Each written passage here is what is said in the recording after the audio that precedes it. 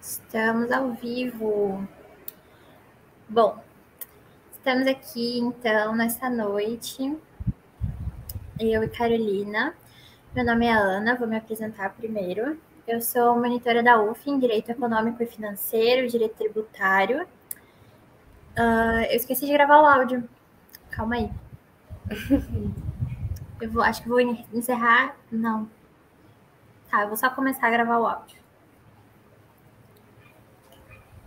Não. Tá. É assim mesmo.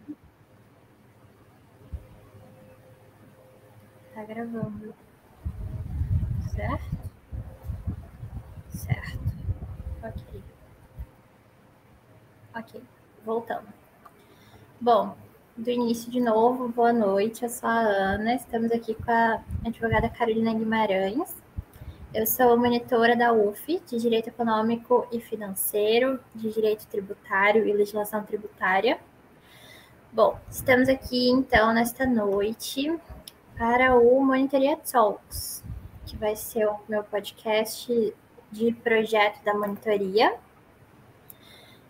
O podcast ele tem o intuito de complementar a matéria, então, como os alunos já têm as aulas com conteúdo, o intuito desse podcast vai ser trazer perspectivas diferentes, perspectivas práticas com pessoas que atuam em diferentes áreas do direito para complementar o nosso ensino e abrir mesmo o nosso espectro de conhecimento. Então, vai ser uma coisa bem dinâmica, como uma conversa mesmo.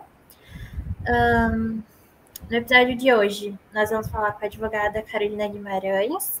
Ela é advogada autônoma, youtuber e integrante da Comissão de Marketing e Compliance da OAB do Rio Grande do Sul. É do Rio Grande do Sul mesmo, né? Rio Grande do Sul. Eu tava com medo de errar. No episódio de hoje, a gente vai falar de marketing, compliance e direito penal econômico. Então, sejam muito bem-vindos. Carolina, passo a palavra para você. Olá, pessoal. Muito boa noite, bom dia, boa tarde, o horário que você esteja escutando este podcast. Primeiramente, eu quero agradecer a Ana pelo convite. Me sinto muito honrada e feliz por ter recebido esse convite, poder participar desse projeto de monitoria. Também quero aproveitar a deixa para te parabenizar. Achei uma iniciativa muito incrível, muito inovadora, porque eu acho que isso é muito importante que a gente comece a desenvolver já desde a universidade, algo que eu, quando estava na universidade, ainda não tinha essa oportunidade, talvez por não estar tão inserida ainda na tecnologia, e eu acho que isso aos poucos a gente está conseguindo agregar cada vez mais, principalmente no universo jurídico, e fico muito feliz de poder contribuir dessa forma. Espero que hoje eu traga um conteúdo bacana para todos vocês, e me apresento um pouquinho, né? Como a Ana já me apresentou, não vou me estender. Eu sou advogada, especialista em direito empresarial e gestão de riscos. Eu advogo em todo o Brasil, mas sou do Rio Grande do Sul, Porto Alegre. E também, em paralelo, né, eu tenho os meus canais de mídia, que é o Instagram, tenho um podcast, Café Juridiquês, depois eu passo ali para a Ana, como digo, vendo o meu peixe ali para o pessoal, eu conhecer o conteúdo. E, claro, tem meu canal também do YouTube. E hoje eu faço parte, já há mais ou menos um ano, da Comissão de Compliance aqui do Rio Grande do Sul, da OAB. E sou líder do grupo de marketing e redes sociais do grupo de compliance, da Comissão de Compliance. E hoje a gente vai debater um pouquinho desses temas por aqui. Então, muito obrigada pelo convite, Ana. Eu que agradeço a presença.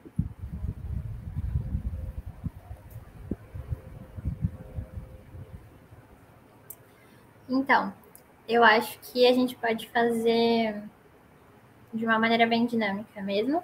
Primeiro, eu queria que você contasse um pouco para a gente como você descobriu, né, o marketing, o compliance. Eu acho que, principalmente para nós da graduação, é um assunto muito peculiar, muito pouco falado. Então, nos conte aí um pouquinho.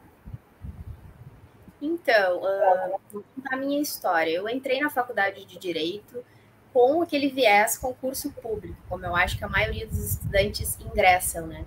Então, fui até o final da minha faculdade acreditando que eu somente prestaria concurso público, não pretendia advogar.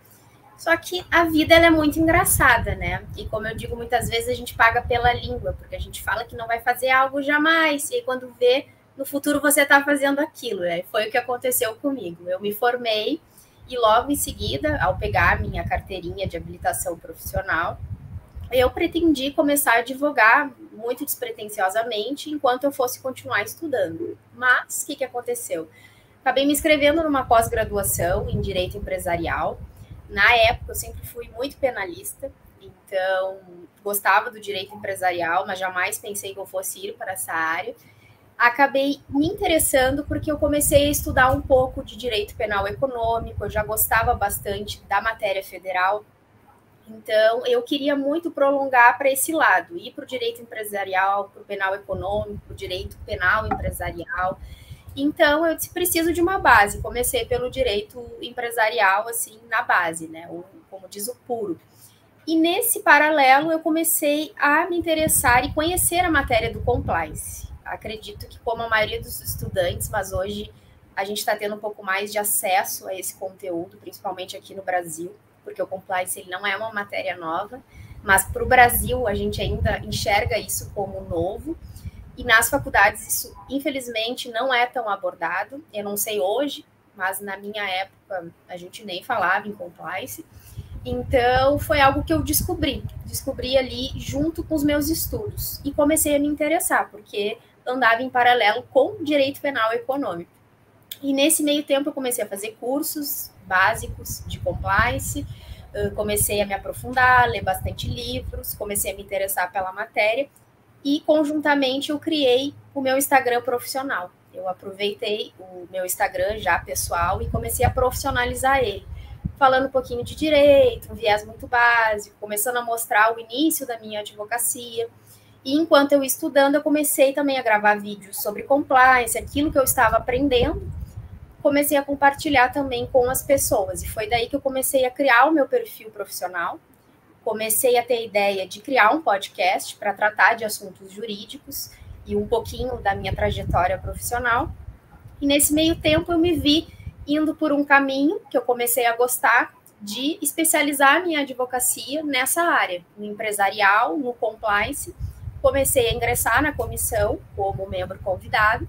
E hoje, há mais ou menos 1 ano e pouco, eu já invisto totalmente o meu Instagram, ele é profissional dentro dessa área. Ingressei na comissão agora, ano passado, como líder, e esse ano a gente vai começar um grupo somente dentro da comissão de compliance com marketing e redes sociais, para demonstrar a importância também da comissão de compliance, investir no marketing e para aproximar também o compliance de outros estudantes, profissionais, ou até mesmo pessoas que tenham interesse no tema, porque eu acho que é um tema que todos nós devemos saber por que ele existe. E hoje eu estou aí compartilhando conteúdo e como disse, me entreguei assim dentro da matéria empresarial e do compliance. Mas a minha história ela foi bem simples. Eu simplesmente acho que eu troquei, desviei um pouquinho o meu caminho e hoje estou aqui na advocacia especializada nessa área. É muito legal isso, porque a gente vê muito, acho que principalmente eu estando numa universidade federal, que é assim, uma ótima universidade, eu gosto muito dos meus professores, mas a gente ainda sente muita falta, eu acho, enquanto aluno, de uma perspectiva mais prática, de uma pessoa que atue e lecione sobre o que atua, principalmente nesses novos ramos, assim, a gente não, eu pelo menos eu tô no 6º período, né, já saí aí da metade da graduação. Nunca tinha ouvido falar muito bem, assim, só, sabe, nunca me ensinaram de fato o que era compliance, a gente não fala muito sobre marketing.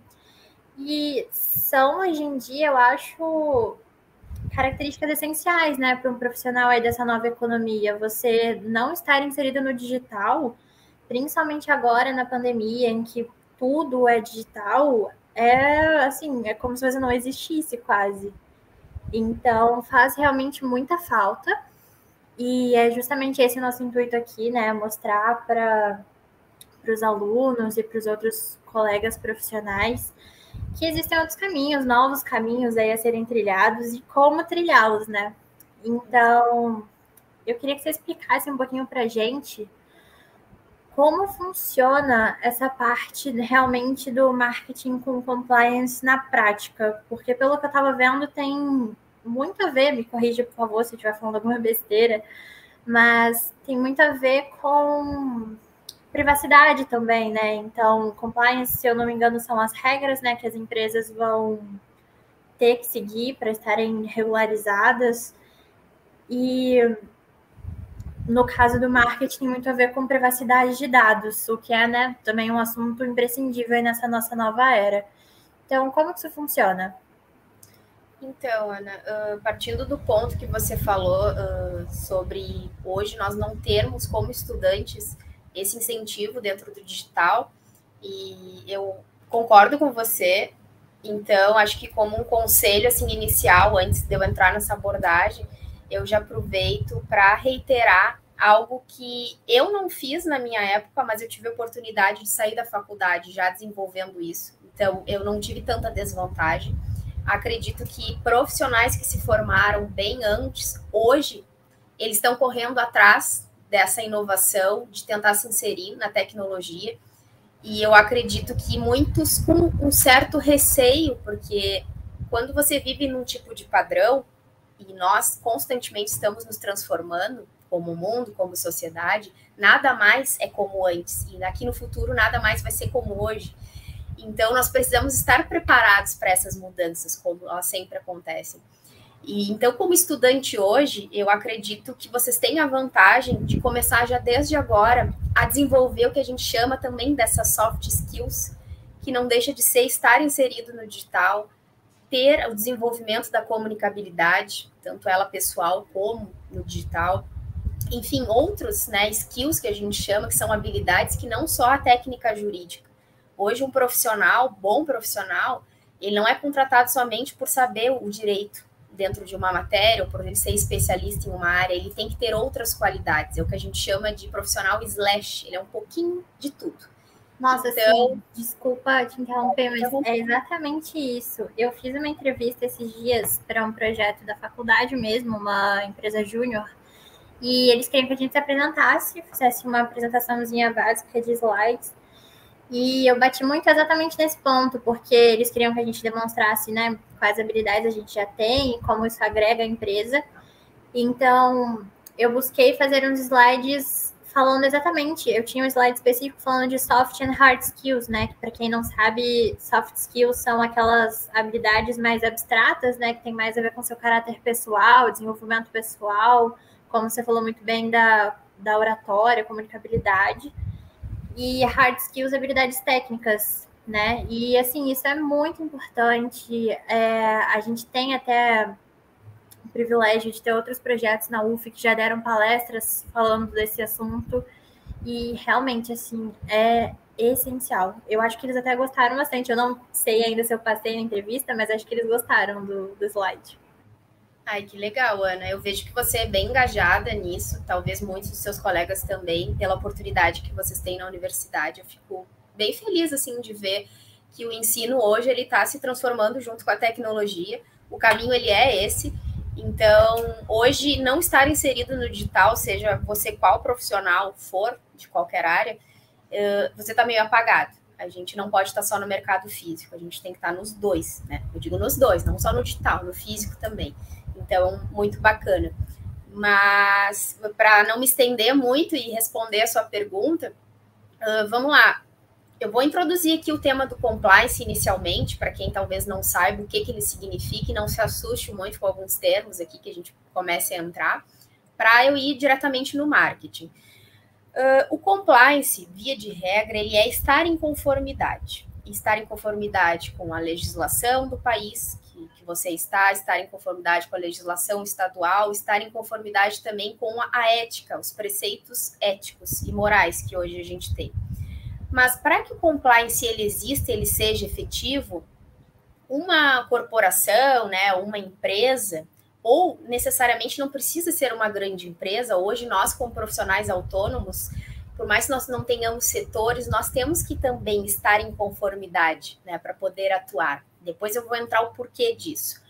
Mas, de modo geral, o compliance ele é estar em conformidade para que você possa atuar com maneira segura e possa passar essa segurança também para os seus clientes, para o seu público consumidor.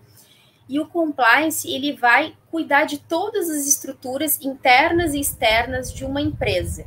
Então, internas, de modo geral, lá desde o setor do RH, do setor trabalhista, do setor administrativo, do setor de entrega, os sócios, diretores, tudo. E o setor externo, como que essa empresa entrega um produto, como que ela é vista no mercado, ela está cumprindo as leis, etc. Enfim, são várias abrangências assim que se estende. Primeiramente, para que uma empresa ela seja considerada em conformidade, ela precisa ter um código de ética. Você já ouviu falar em código de ética, Ana, de empresas? Acredito que muitos de seus colegas talvez já tenham visto, ou não sei se já viram. Eu gosto muito de usar como exemplo o código de ética da Gerdau, ou alguém que agora nessa época de BBB, que todo mundo está vendo Big Brother, assistindo, não sei se você assiste, mas é uma grande oportunidade até, que eu fiz um post essa semana comentando que nós já temos, a Globo, a Rede Globo, já tem desde 2015 o seu código de ética e já estruturou o compliance dela. E dentro do Big Brother a gente pode perceber a existência do compliance ali. Por quê? Porque a empresa ela precisa escrever um códigozinho de ética dela. Ou seja, quais são os preceitos, a moral, os valores, os princípios daquela empresa, o porquê dela existir, o que ela respeita dentro de um ambiente de trabalho. Então, como exemplo, hoje em dia, discriminação, isso dentro de compliance, qualquer tipo de discriminação, racial, sexual, abuso sexual, né? Nós podemos também ver questões em que a exploração de trabalho, enfim, são vários setores que, se nós formos ver na lei, ele vai por diversas matérias, penal, trabalhista, enfim, civil. Então, o compliance, ele cuida de tudo. E dentro desse código de ética da empresa, ela vai mostrar ali os valores dela. E isso é muito importante, porque gera na sociedade ou naquela pessoa que consome o produto daquela empresa uma segurança maior. Mesmo que na prática talvez não seja tão assim, a gente está falando só de algo escrito, uma empresa que já tem um código de ética, ela é vista de uma forma diferente em comparação com uma empresa que não tem um código de ética. Isso é a primeira. Certeza.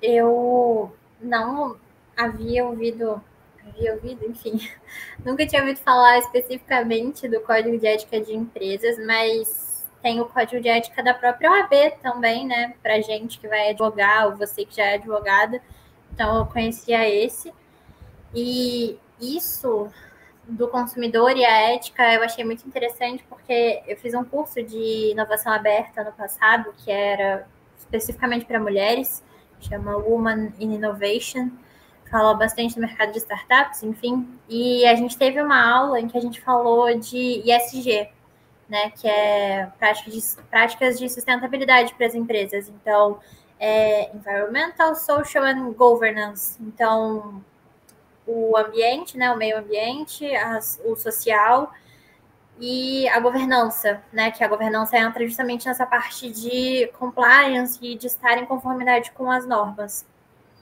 E nessa aula a gente falou algo muito interessante, que foi exatamente sobre essa questão de hoje em dia o consumidor ele ser muito mais consciente, né?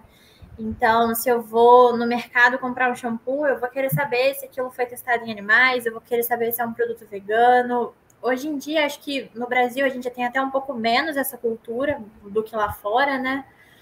Mas ainda assim cresce. E na aula foi falada uma coisa muito interessante sobre isso, que foi justamente o quanto, no longo prazo, as empresas que estão em conformidade com essas práticas de ESG vão ser mais rentáveis. Então, para além de uma perspectiva de quero ser bonzinho, né, entre aspas, ou quero fazer as coisas direito, para uma perspectiva rentável mesmo, de dinheiro, a gente sabe já hoje em dia que no longo prazo elas vão gerar mais lucro, justamente porque vão ter provavelmente menos processos por, sabe, erros e não estar em conformidade com essas regras ou com práticas lícitas, vão estar de acordo com isso que a gente falou, de um perfil de consumidor mais consciente. Então, eu achei muito legal, é realmente muito importante isso.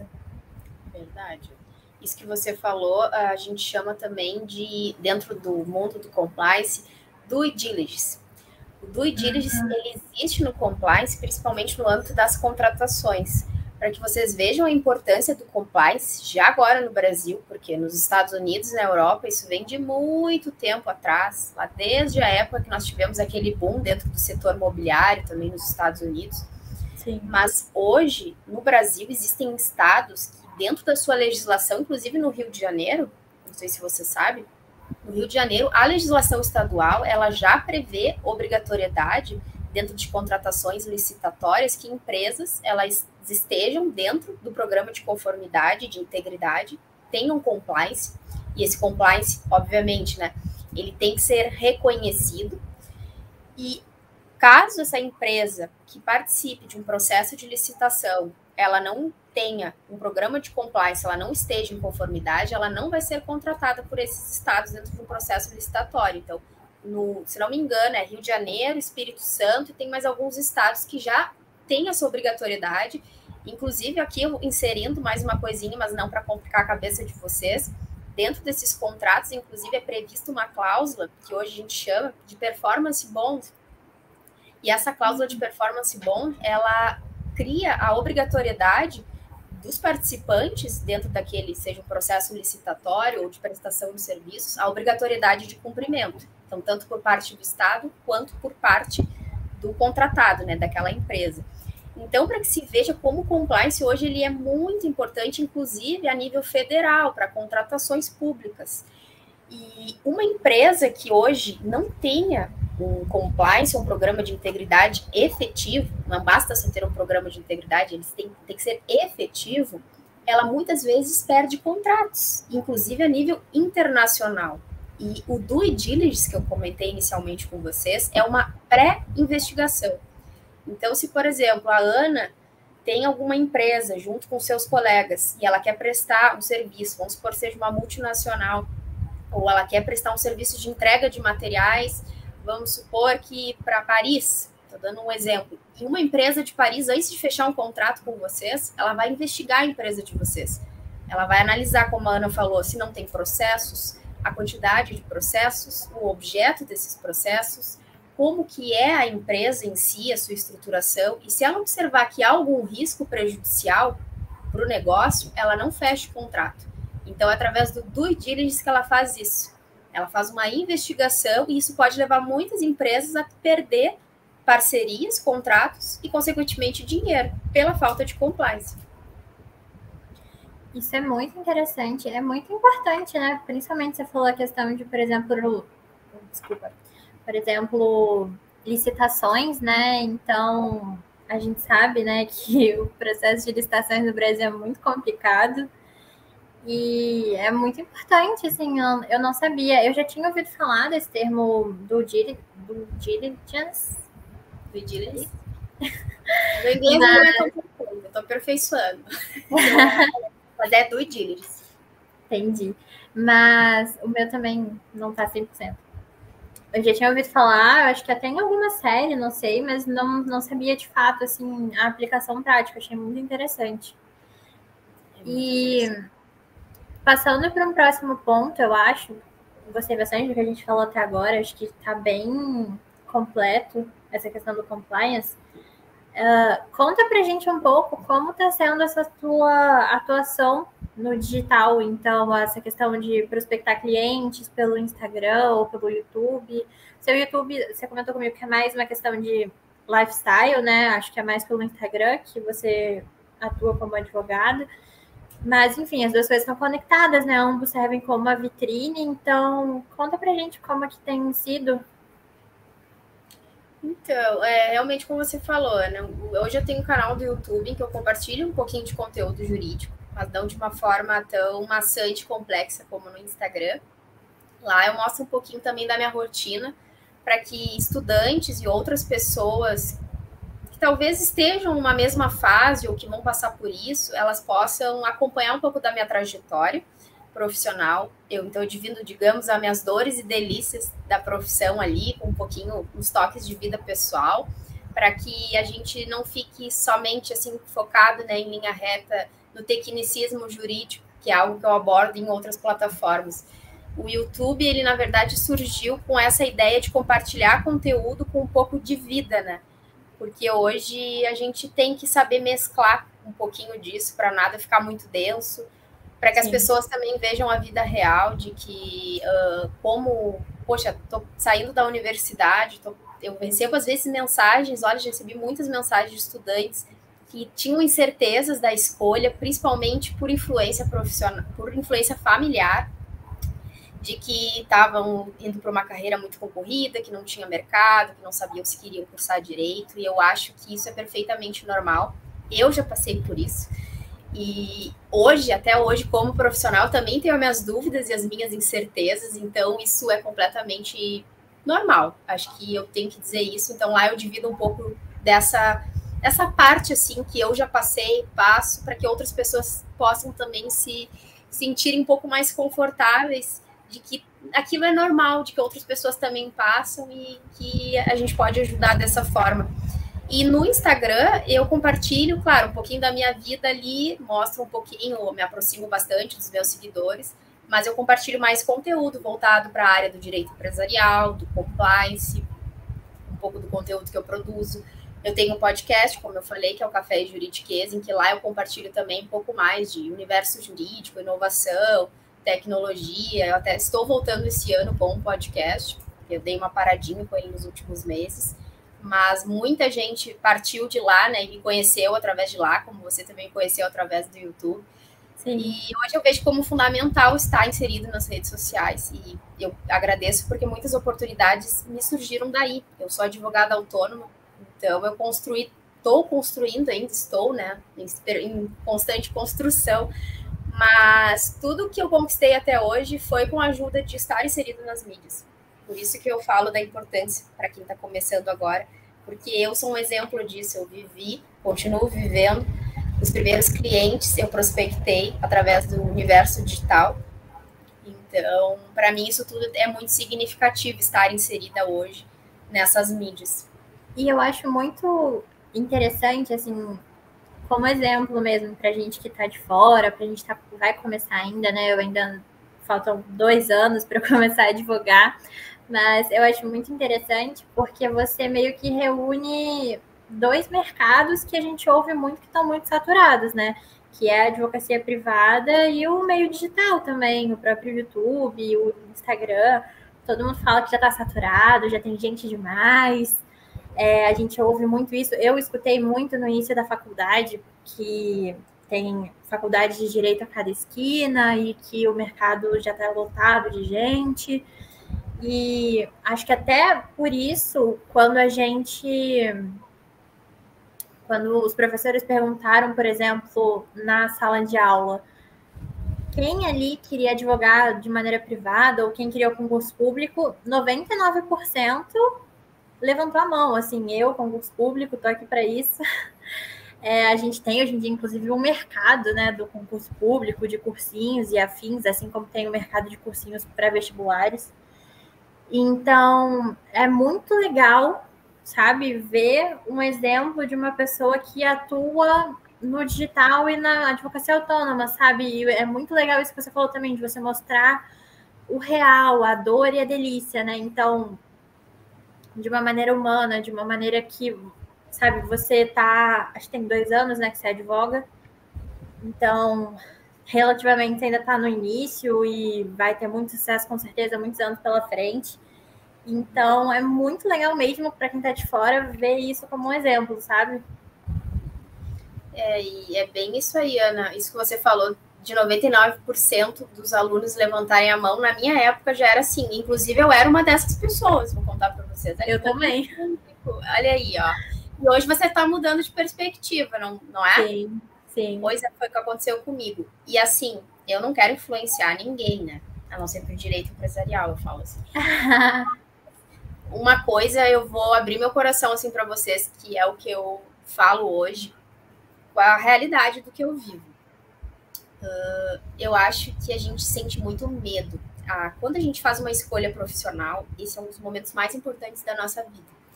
Só que a gente é tão imaturo, a gente tem 16, 17 anos, 18, enfim, nessa média aí. E a gente tem que fazer uma escolha tão difícil que é o que eu vou querer exercer pelo resto da minha vida? O que eu vou querer fazer que vai me motivar? E uma pressão absurda, né? De que aos 30 você já tem que estar com a sua vida resolvida, um casamento, 2 filhos, um cachorro, vida profissional próspera, com o caminho certo e pronto, acabou. Como se, assim, eu ouço muito, já vi muita gente falando um exemplo muito interessante, que nesses perfis grandes, né, de pessoas que atuam em diversas áreas, as pessoas sempre perguntam, tipo, e se eu mudar de área amanhã e for cursar medicina, você acha que tá tarde? E aí perguntam para alguém que já atua nessa área. E eu já vi, eu não lembro quem, respondendo da seguinte forma, tarde para quê? Sabe? Você pretende morrer amanhã? Sabe? As pessoas têm muito essa questão do tempo. Então, tipo assim, meu Deus, se eu tiver, por exemplo, 29 e eu quiser fazer medicina e for me formar aos 35, você acha tarde? E aí perguntam para o outro. Como se, sabe, então você vai se formar aos 35 e vai morrer no dia seguinte, com 35 e um dia. A gente tem hoje em dia uma perspectiva de vida muito maior, né? As pessoas vivem até os 80, 90, 100 anos.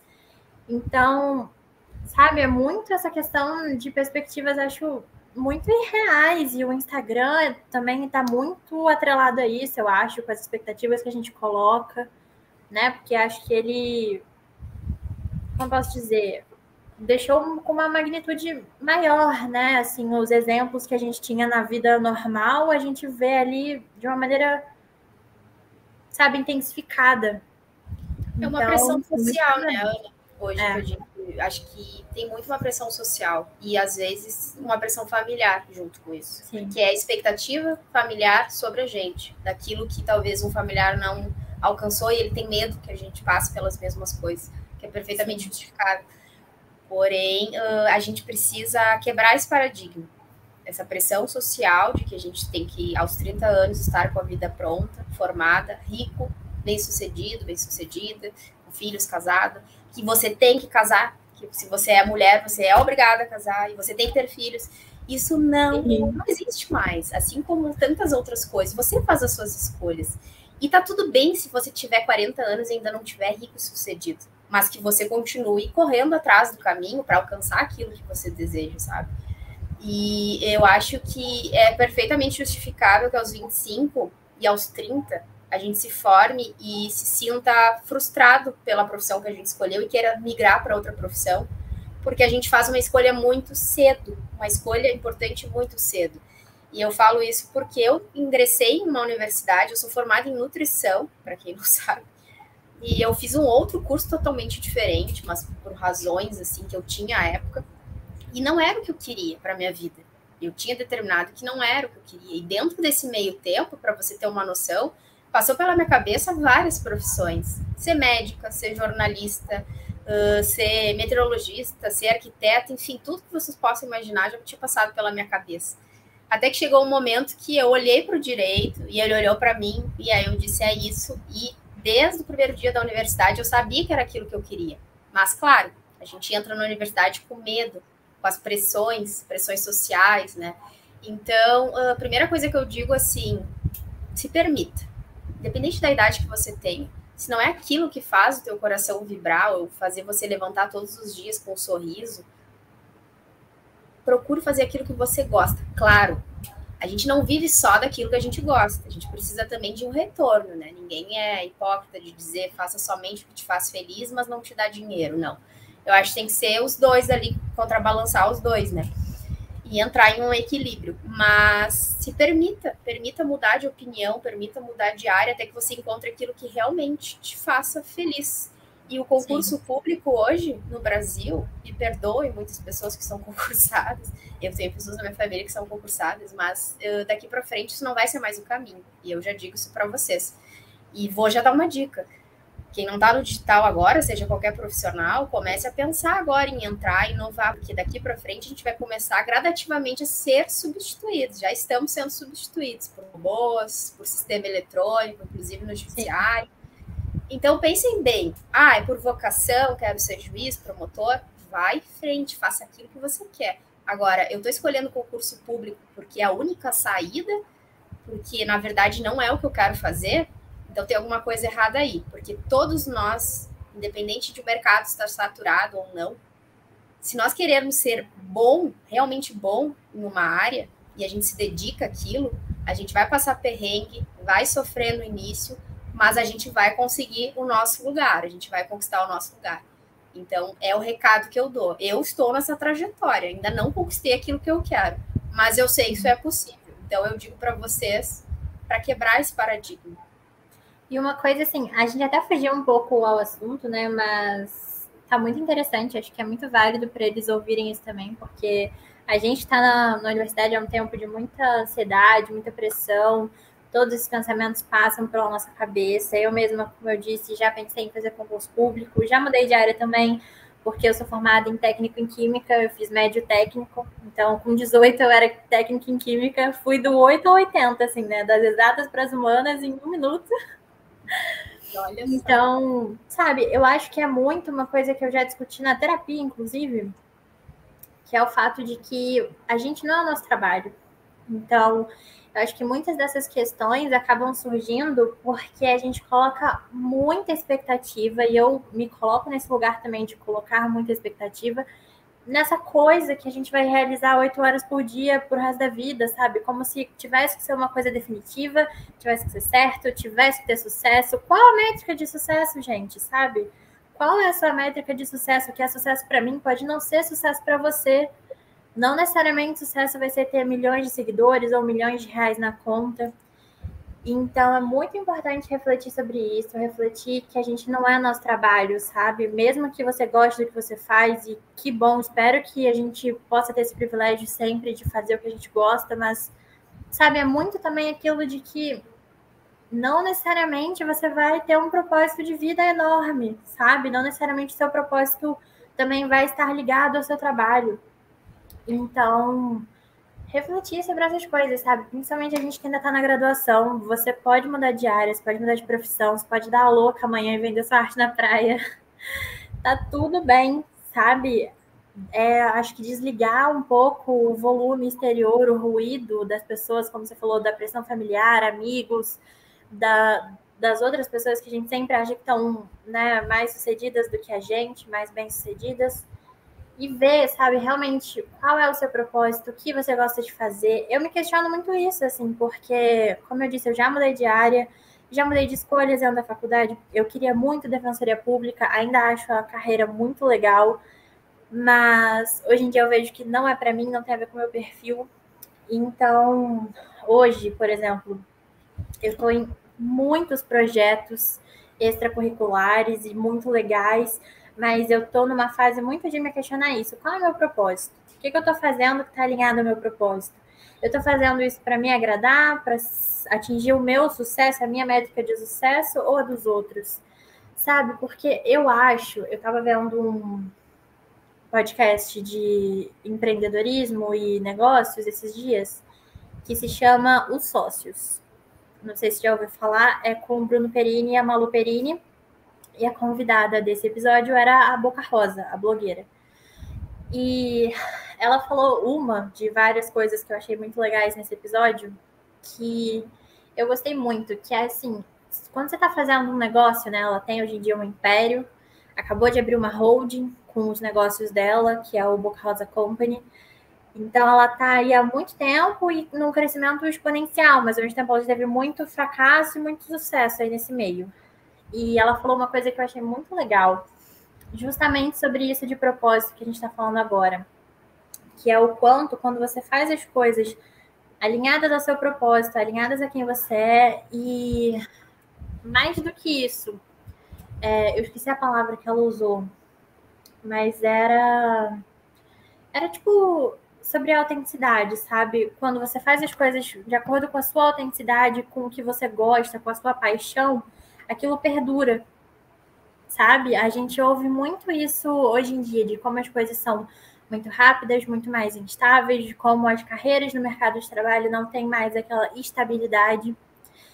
E acho que bater nessa tecla é muito importante, porque se você faz o que é de fato a sua paixão, se você faz o que é de fato o que você gosta, o que tem a ver com você, o que tem a ver com a sua autenticidade, tem muito mais chance de aquilo perdurar, de aquilo dar certo, sabe? Então, acho muito legal a gente pensar isso. Com certeza. E lembrando, né, Ana, a gente tem que, acho que, reiterar que nada é um universo colorido, nem você escolhendo concurso, nem você escolhendo pela carreira autônoma, né, ou privado, enfim. Todo mundo já passou, quem hoje é bem sucedido, como você usou o exemplo da Bianca Andrade, assim como outras pessoas, e todos nós vamos passar por dificuldades, desafios, isso é perfeitamente normal. O que a gente não pode é deixar se abater nas primeiras frustrações, principalmente para quem é jovem advogado, como eu. Eu já recebi diversos nãos, continuo recebendo diversos nãos, inclusive, quando eu estou atuando. E dificuldades virão, sabe? Às vezes a gente desanima, mas não deixa que isso interfira naquilo que você quer, assim como opiniões. Acho que a opinião, ela é válida até um certo momento, né? Acho que a gente pode escutar os outros, às vezes tem algo a agregar, mas a gente jamais pode deixar que outras pessoas definam o caminho que a gente quer seguir. Ou como você mesmo disse, né? Deixar que outras pessoas, que nós mesmos, na verdade, que a gente se meça pela régua dos outros. Então, isso é muito importante. O tamanho para uma pessoa pode não ser o mesmo para mim. Então, isso é algo que a gente tem que sempre se lembrar diariamente. Com certeza. E eu adorei isso aqui. Tá quase virando um papo coach motivacional, mas tá muito bom. Eu adoro falar essas coisas. Eu sei que eu falo demais, né? Eu também. Eu fico com medo até de falar muito rápido. Não, mas você me pergunta de marketing compliance, quando eu já estou falando de outra coisa ali, mas é que a gente vai engajando os assuntos, eu também estou gostando bastante desse bate-papo. Não, mas a ideia é essa mesmo, assim, é para ficar bem dinâmico, porque fica muito maçante, sabe? Se a gente só viesse aqui e cuspisse juridiquês, sabe? Coisas que você pode ler num livro ou ver uma aula, não é essa a intenção. Então, acho que a gente está cumprindo o propósito. Voltando um pouco para aquela questão que a gente estava falando de marketing compliance, você falou, né, que no seu podcast você fala também, às vezes, um pouco sobre inovação, tecnologia. Eu confesso que eu ouvi poucos episódios do seu podcast, eu sou mais assídua do YouTube e do Instagram, mas me conta o que você já falou, assim, desses temas e a relação disso com marketing, porque, por exemplo, esse episódio que eu falei que a Bianca participou dos sócios, ela falou muito de buzz marketing. Não sei se você conhece, que é aquele marketing do burburinho, que é o que ela faz muito e é inspirada no marketing das próprias Kardashians. Então, conta um pouco pra gente sobre essa questão, sabe, dessas diversas facetas, assim, da amplitude do marketing hoje em dia. Hoje a gente tem, como você disse, várias facetas do marketing. Dentro do universo de compliance, que eu posso trazer para vocês da realidade, porque hoje eu atuo dentro do grupo para difundir a temática do compliance, né, nas mídias. Mas a gente tem a presença do marketing com o compliance juntos a partir dos publicitários, né? Como eu falei para vocês ali no início da questão de estar em conformidade, uma empresa de publicidade, ou que esteja nas mídias e redes sociais, ela tem que estar em conformidade também, consequentemente, com o marketing. E aí entra, talvez, que vocês já ouviram falar da LGPD, que Sim. Hoje a gente tem no Brasil, que está em vigor.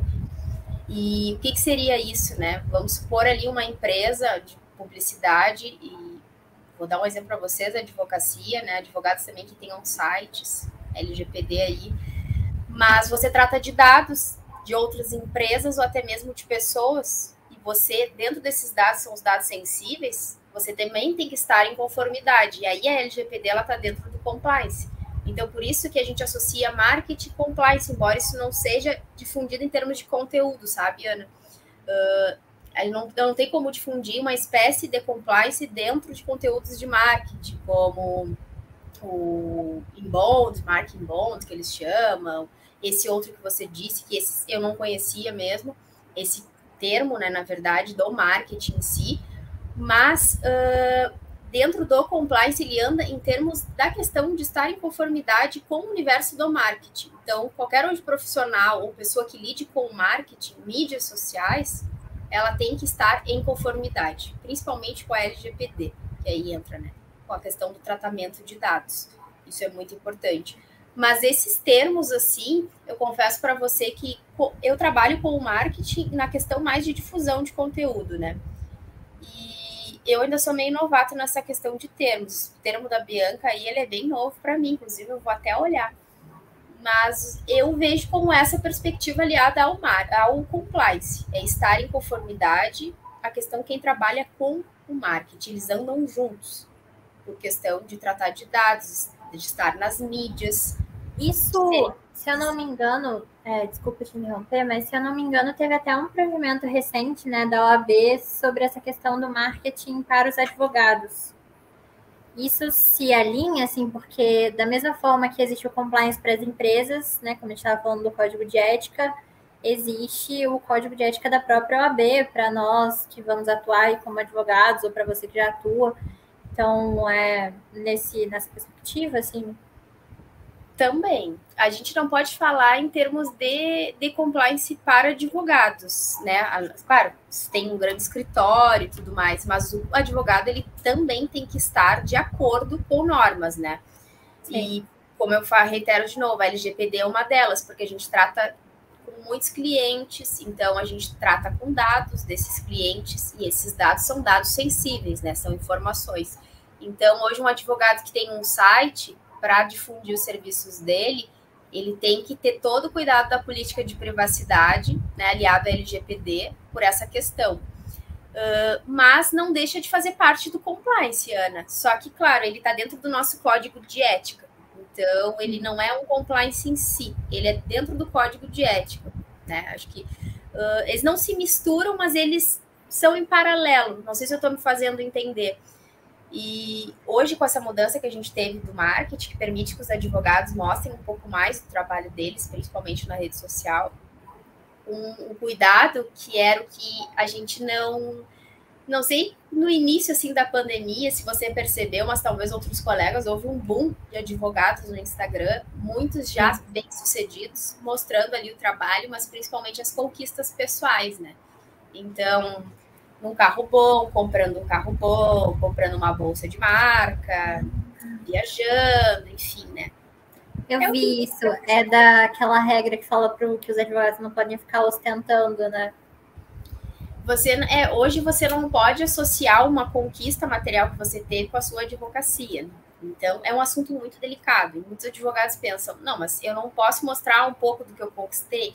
Só que tem que ter um cuidado aí que você não pode associar a sua advocacia, por exemplo. Veja só o que eu comprei, esse telefone celular aqui, os meus honorários da ação trabalhista que eu entrei, sabe? Ele não pode ser explícito. Então, tem que ter todo esse cuidado.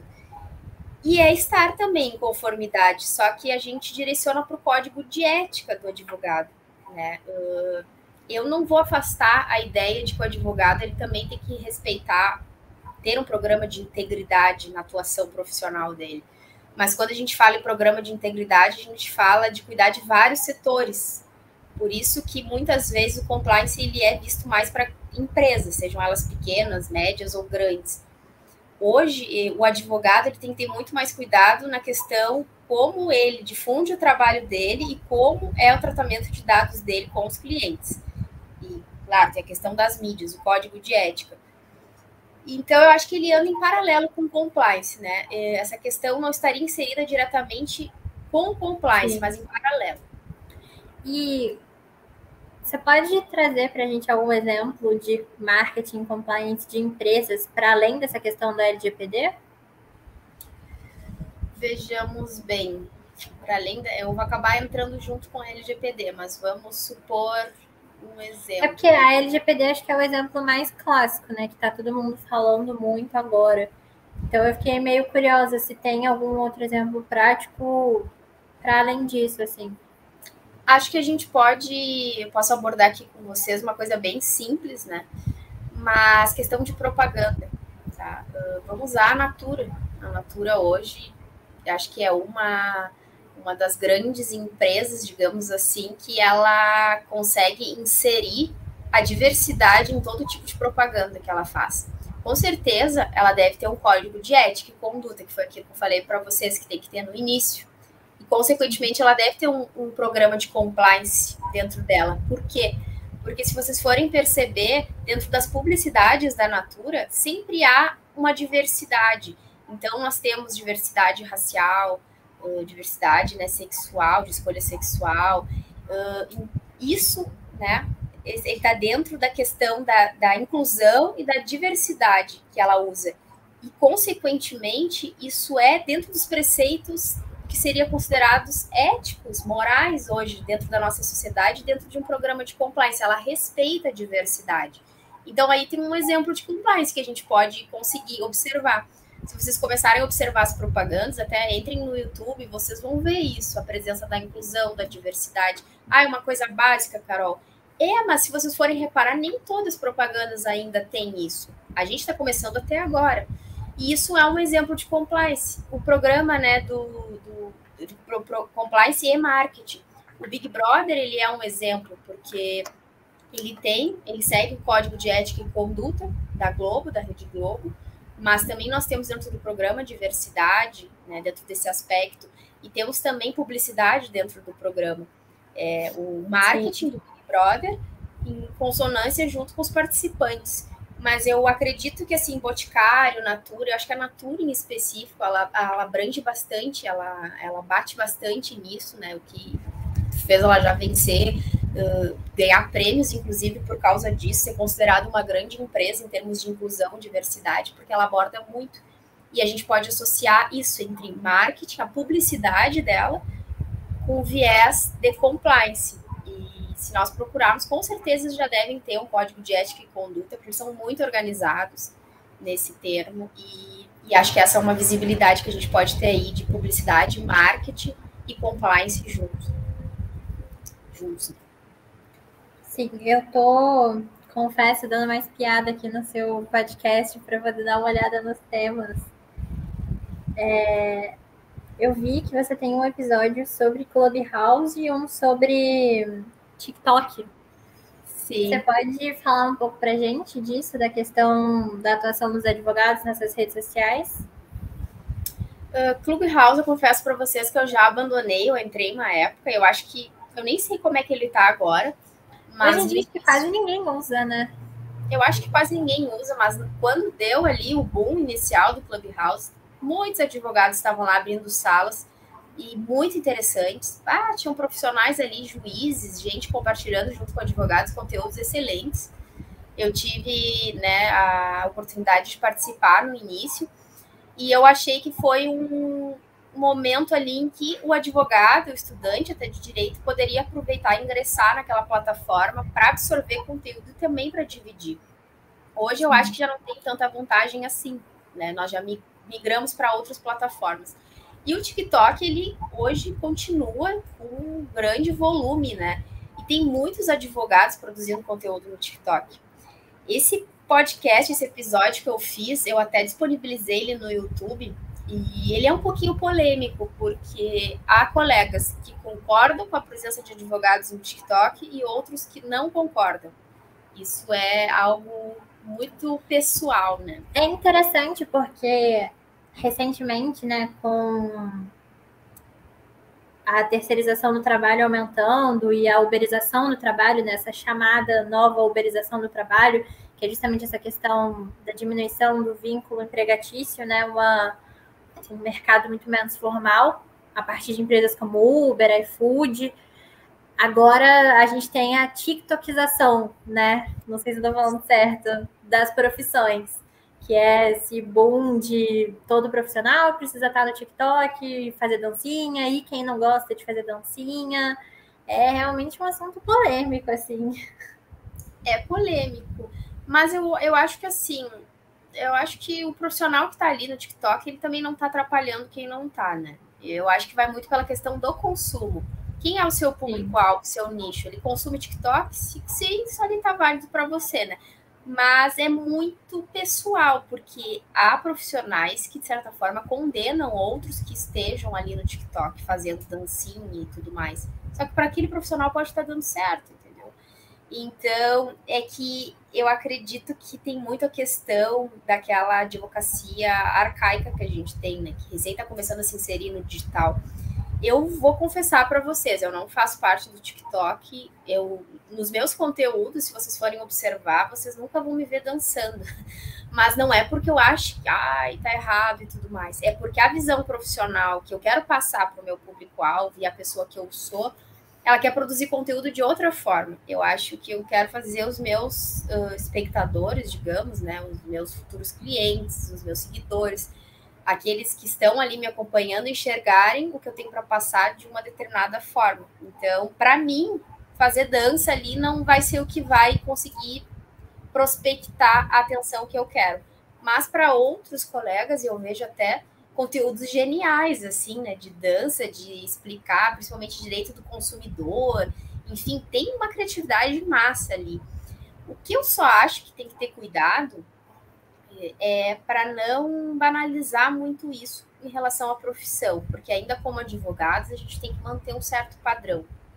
E eu não falo isso, temos que seguir uma linha e não podemos. Não, é porque nós temos que pensar no cliente. Existem clientes que a gente vai atender que aquilo ali ainda é muito novo para ele. Então, de que forma eu posso usar uma plataforma que desenvolva um conteúdo interessante, que faça o meu público entender, mas que ao mesmo tempo prospecte atenção, sem eu deixar de ser profissional.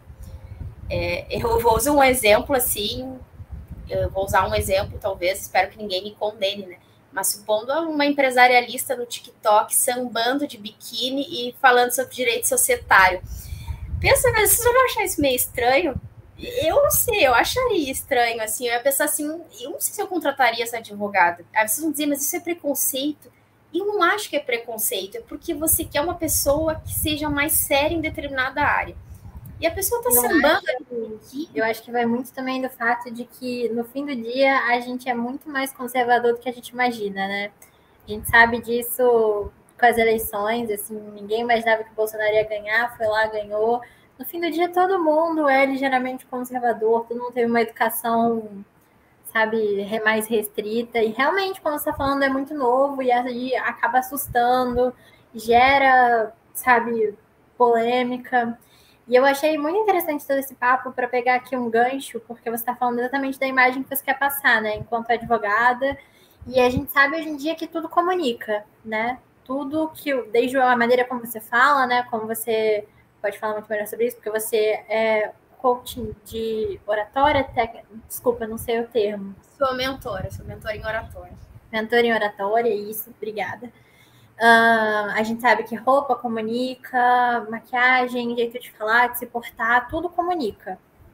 E eu vi aqui que você tem um episódio específico sobre reforce sua marca, episódio 15, entendendo branding pessoal e marketing digital, com a doutora Giovanna Anobile. Eu fiquei muito curiosa sobre esse assunto. Eu gosto muito de pensar essas coisas também. Hoje em dia eu penso muito nisso, de o que eu estou comunicando e de que forma e qual imagem, né, eu quero passar, qual a mensagem.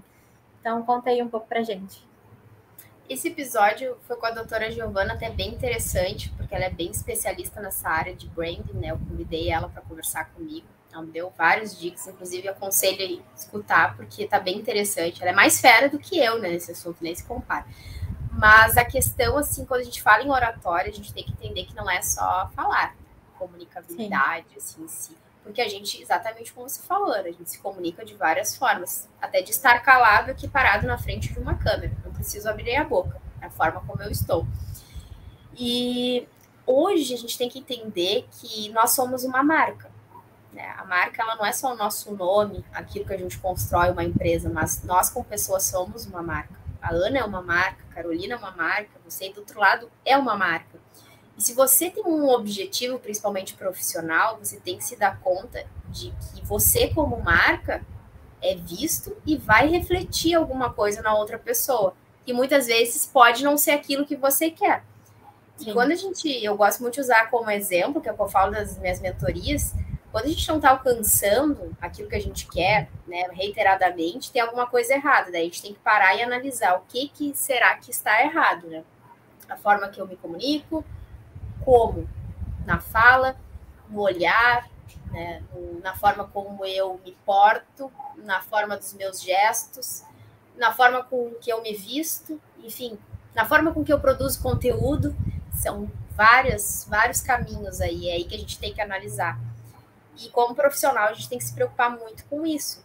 Por quê? Não é que você tenha que andar de terno o tempo inteiro e de saia, de maquiagem, não. As pessoas também querem ver vida real. Mas imagine, você quer ali consumir um conteúdo, eu vou sair um pouco da advocacia, vou falar um pouco de moda agora, tá? Não que eu entendo muito. Mas você está no Instagram de uma pessoa que vende produtos de beleza, que você está interessado em consumir, e você entra nos stories para ver o que aquela pessoa está falando, e ela parece toda descabelada, assim, com olheira, assim, né? Ah, mas qual é o problema disso? Vai totalmente ao contrário daquilo que ela quer provocar. Ela quer captar pessoas que tenham interesse em comprar o produto dela.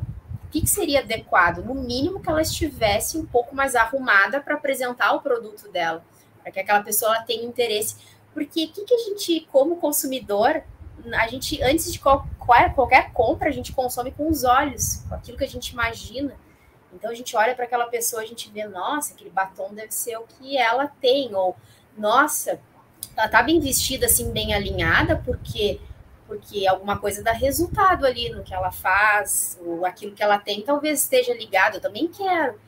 Então, a gente, na verdade, faz um mundo na nossa cabeça antes de consumir ou comprar um produto. E antes eu acho que é muito também daquilo de a primeira impressão é que fica, sabe? E vieses cognitivos, algo assim, sabe? Quando você bate o olho na pessoa, em qualquer pessoa que seja, você vai tirar, porque a gente estava falando de tudo comunicar, né? Você vai tirar uma primeira impressão que talvez perdure, que vai dizer alguma coisa para você. Então, pensar isso é realmente muito importante. Mesmo que seja, sabe, muito ligado àquilo de um pré-conceito, né? Uma coisa que você forma já a priori, é inerente, né? Assim, não tem muito o que fazer, você acaba fazendo isso involuntariamente. Então, realmente, é muito importante pensar isso. E Ana, a primeira impressão, ela é que fica, mas ela tem chance de ser consertada. A gente tem que lembrar isso aí. É ideal que a gente não peque na primeira impressão. Então, hoje, vou ter uma reunião muito importante, então vou me preparar antes, né? Vou primeiro pensar como eu quero ser visto. A gente sempre tem que pensar assim, como eu quero ser visto? Qual é o objetivo que eu quero? Eu quero ser visto como uma pessoa segura, eu quero conquistar clientes, ou eu quero vender o meu produto. Bom, o objetivo eu já tenho. Agora, como eu vou fazer para que isso aconteça? Eu vou me portar assim, eu vou falar de tal forma.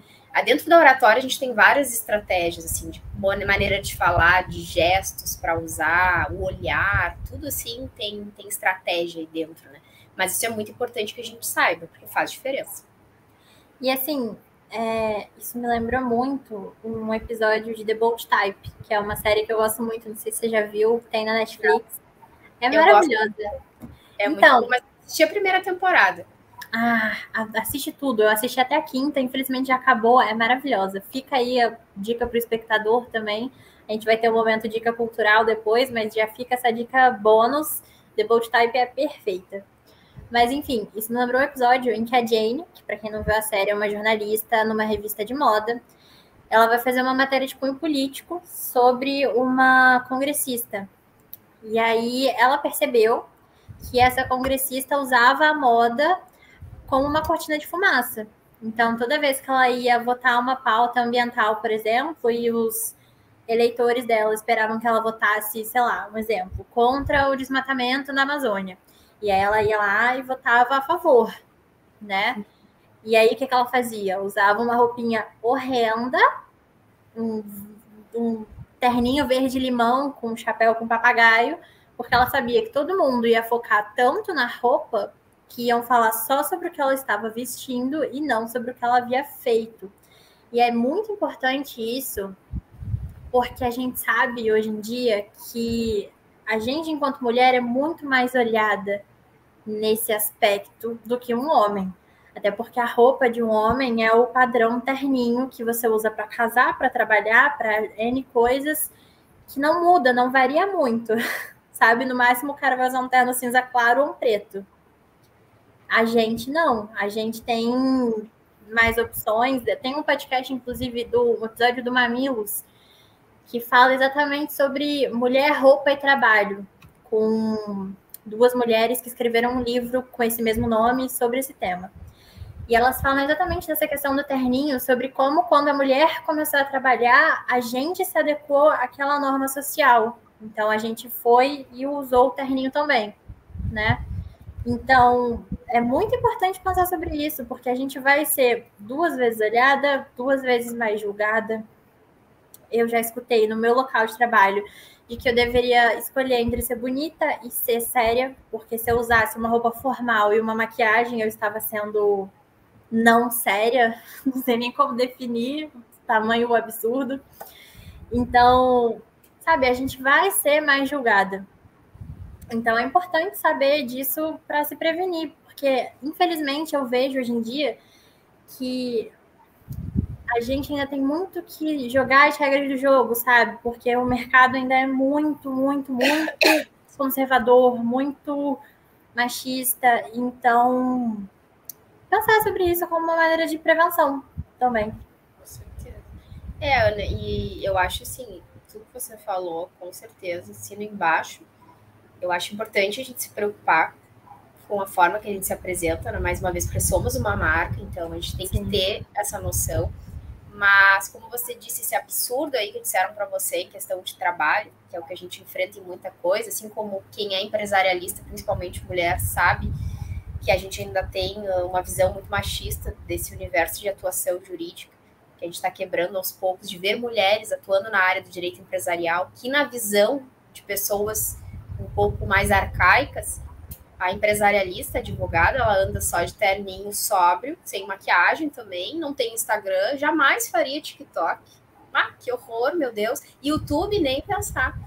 E existem escritórios de advocacia que nem contratam também de saber essas coisas, mas tudo bem, eu acho que cada um tem a sua visão, né?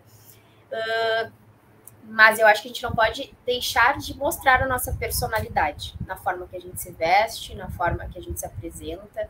Claro, eu acho que tudo tem que ser muito ponderado, né? Se eu sou uma pessoa que falo alto demais, até onde isso vai me favorecer? Então tem que ter sempre esse cuidado. Se eu uso muita maquiagem, até onde isso vai me favorecer? Mas a gente tem que ter um toque de personalidade, porque qualquer consumidor, até um cliente, quando ele nos contrata, ele também nos contrata vendo a nossa personalidade, a forma com que a gente se apresenta, e o toque final é a personalidade. Como que eu me apresento, mas eu tenho que ter um diferencial ali, né, para não ser igual a mais uma mulher arrumada, maquiada, de salto alto. Eu tenho que ter algo diferente. O homem também, ele não vai ser só aquele que é bem-humorado, é uma característica que ele tem, mas ele tem que ter um traço ali dentro da personalidade dele, entende? Isso é muito importante. E isso me lembrou um exemplo também real que acontece ainda muito, infelizmente, com a Gabriela Prioli. Você deve conhecer, né? Ela é apresentadora da CNN, já foi. Acho que agora ela está entre programas. Ela estava apresentando o CNN Tonight com o Leandro Carnal e uma jornalista, que eu esqueci o nome agora, a Mari Palma. E as duas, ambas, tanto a Mari Palma quanto a Gabriela Prioli, sofreram muito preconceito por causa de roupa, por causa de padrão estético. Então, a Mari Palma, por exemplo, apresentava o G1 em 1 minuto, e tinha gente que achava um absurdo ela ter um piercing, tinha gente que achava um absurdo ela ter tatuagem, tinha gente que achava um absurdo ela andar de tênis, ela usar camisetas de malha com estampas da Marvel, por exemplo, no local de trabalho, gente que chama ela de estagiária, sendo que ela, sabe, já tem uma posição muito mais alta do que isso, tem, sei lá, 10 anos já de experiência. E a Gabi Prioli, inclusive isso do piercing foi uma coisa que eu já ouvi também, porque eu tinha. E a Gabriela Prioli, ela falou, por exemplo, ela era advogada criminalista, né? Então ela veio desse mercado totalmente formal e conservador que a gente está falando agora, e ela foi apresentar um programa na TV, um programa novo, ninguém conhecia ela, e era um programa de debate, né? O Grande Debate, e ela debatia ali questões políticas da vez, da semana, e no primeiro episódio ela usou uns brincos de estresse bem grandes, assim. E aí várias pessoas disseram para ela, inclusive amigos, assim, mas como assim tu vai usar esse brinco de estresse enorme, tipo, é sério? Você não acha que você devia usar alguma coisa mais séria, mais sóbria, sabe? Você tá começando agora, qual a imagem que você quer passar, né? Justamente isso que a gente tá falando aqui. E ela fala muito disso e é muito legal, até envolvendo essa parte, sabe, de branding pessoal. Ela não fala com esse intuito, mas a gente pode fazer essa extrapolação, eu acho. Ela fala uma frase muito legal que é assim, você se apropriar de quem você é. Porque quando você se apropria de quem você é, essas críticas elas não vão te afetar. Tanto que ela foi lá, usou o brinco, ela usa umas coisas maravilhosas, assim, ela é super fashionista, então ela usa coisas extravagantes e que tem muito a ver com o mundo da moda, e isso para uma advogada. Ela fala que ela usava isso normalmente na audiência, assim, eu imagino a cara do juiz olhando a Gabriela Prioli, assim, 1,70 de uma loira alta, chegando com um terninho pink, a lá é o Woods, sabe? É o Woods perfeita, amo esse filme, inclusive, referência. Então, sabe, ela fala muito disso, de como quando você sabe quem você está ali apropriado da sua verdade, não interessa se o que estão falando. E eu acredito muito nisso também, e para além disso, eu acredito, tenho essa esperança ingênua de que as pessoas vão passar a olhar a gente muito mais pelo nosso resultado do que só por essa casca, sabe? Só por esse pré-julgamento de que se eu estou usando determinado batom ou determinada roupa, eu vou ser menos inteligente ou menos séria, como se eu queimasse um neurônio cada vez que eu passo um batom rosa. Então, eu queria muito acreditar que isso vai ser verdade um dia, de que a gente vai ser analisada pelo nosso resultado, para além dessa casca, sabe? Não tô falando aqui de meritocracia, tá? Pelo amor de Deus. Não, mas eu concordo com você, Ana. Eu sou uma pessoa que eu não gosto de nenhum tipo de extremismo. Nenhum mesmo, não compactuo. Eu gosto das coisas em equilíbrio. Eu acho que a gente tem que ter equilíbrio na vida.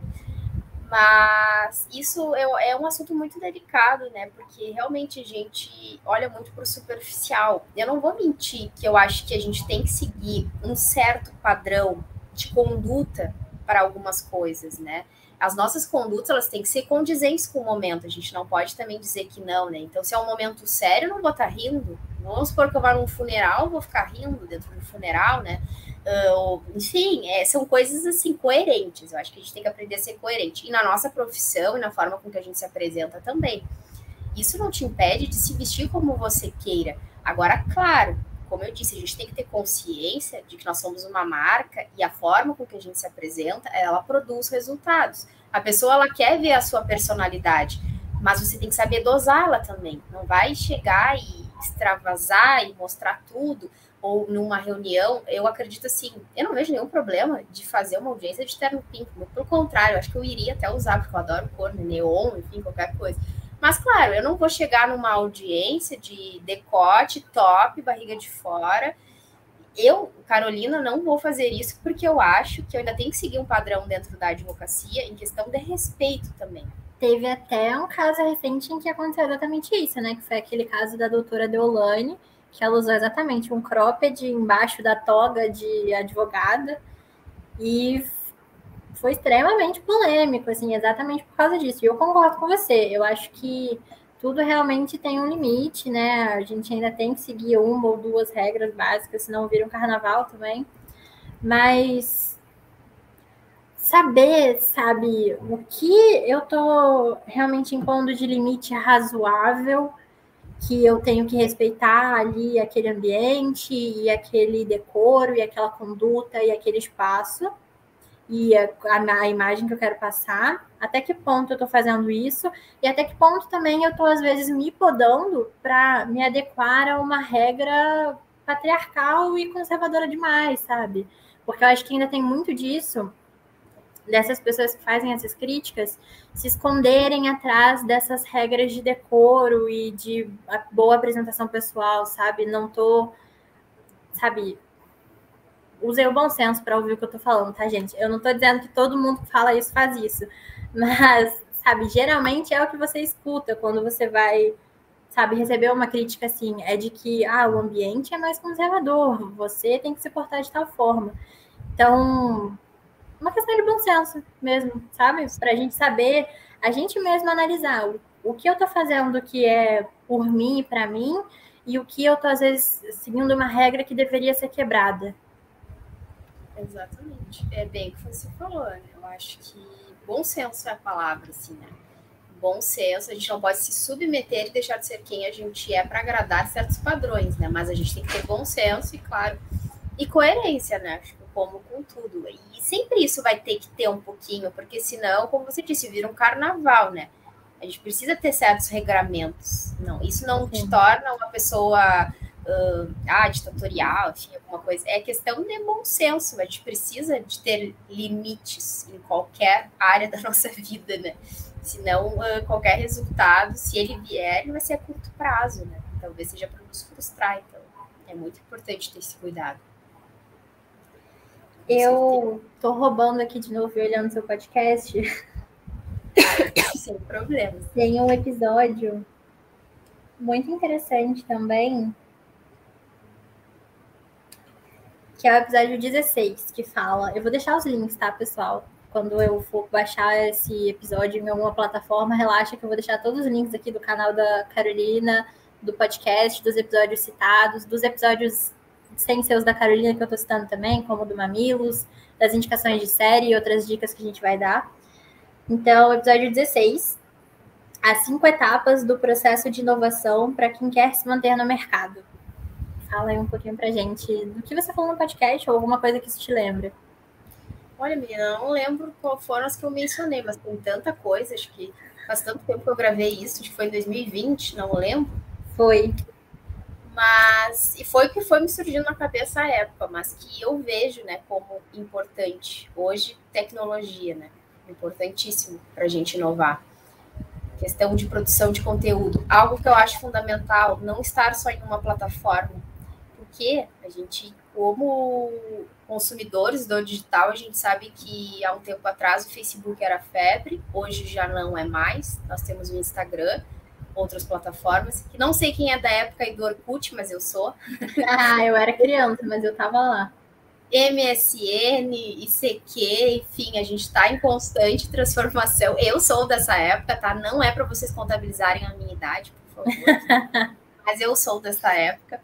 E eu sinto muita falta, inclusive. Então, eu não vou seguir exatamente o que eu falei nesse episódio, porque eu não lembro mesmo, Ana. Pelo que eu entendi no episódio, agora a gente está mais num papo de branding pessoal, acho que foi por isso que o seu pensamento foi para essa área. Mas pelo que eu entendi no episódio, você falou de empresas mesmo, de 5 etapas de inovação para empresas que querem se manter no mercado. Aí quando eu entro na empresa, eu entro naquela empresa que ela ainda também não se inseriu no digital. Então, algumas coisas que eu acho importante, né? Hoje, ter uma empresa e você não estar no digital como empresa, mesmo que você tenha uma loja física, já está perdendo aí. É a primeira coisa, né? Por quê? Porque eu acho que o consumidor... Hoje a gente consome tanto online, muitas vezes antes da gente comprar, a gente está no online pesquisando vídeo, entrando em site, vendo opiniões de outras pessoas. Então, isso é algo até dentro do processo de gestão, e eu acho que é a etapa para uma empresa ser inovadora, é uma outra etapa. Preocupar-se com a gestão, né? Como que eu vou fazer isso? A forma com que eu entrego o produto, ela é muito importante. O meu cliente, ele encontra o meu produto online, o meu cliente encontra plataformas e ferramentas de conversar comigo de forma online, porque eu preciso saber onde está o meu cliente. O meu cliente, ele é um público de pessoas mais velhas, idosas, ou ele é um público mais jovial? Bom, se ele é um público mais jovial, com certeza ele consome muito internet. Então, se eu, como empresa, não tenho uma plataforma online que possa atender os meus clientes, ou que eles possam olhar os meus produtos, eu estou perdendo aí. E o processo de gestão, ele está dentro disso, porque ele avalia essas estruturas dentro da empresa. Outra coisa que a gente pode também colocar aí dentro de um processo de inovação é a questão da experiência do cliente, que eu sempre falo. Quando a gente vai consumir algo, antes da gente consumir, a gente já está vivendo uma experiência, a experiência de compra. E essa experiência, ela se prolonga até o pós-compra. Ela é muito importante. Então, seja uma empresa ou uma pessoa que oferte um serviço, se ela não se preocupa em oferecer uma boa experiência para esse cliente, desde o início, antes, ela também perde aí. Outra questão que eu gosto de usar como exemplo, não sei se você se lembra da Blockbuster, que a gente alugava DVDs para assistir fitas, né? DVDs. Hoje o DVD não existe mais, né? Porque a gente tem essas streamings, né, como Netflix, enfim, outras plataformas. Mas por que a Blockbuster fechou? a Mesbla, que é uma loja muito antiga, talvez não seja da sua época, mas eu peguei ainda, era tipo uma Renner, né? E na época ela bombava, assim, era uma loja muito boa, tinha tudo ali, né? Ela fechou por quê? Ela poderia continuar hoje? Poderia, mas por que ela fechou? Porque ela não inovou. Uma empresa ela não inova quando ela não acompanha a transformação social que acontece, a transformação tecnológica. Então, é muito interessante isso, porque igual eu fiz esse curso de inovação aberta para mulheres, que é o Woman in Innovation, e ele é muito legal, assim, inclusive ele é feito por uma startup e uma venture capital que fazem esse curso. Então, ele é disponibilizado na plataforma da Future Dojo, que é uma venture capital entre a Ace e a Exame, né? Duas empresas gigantes.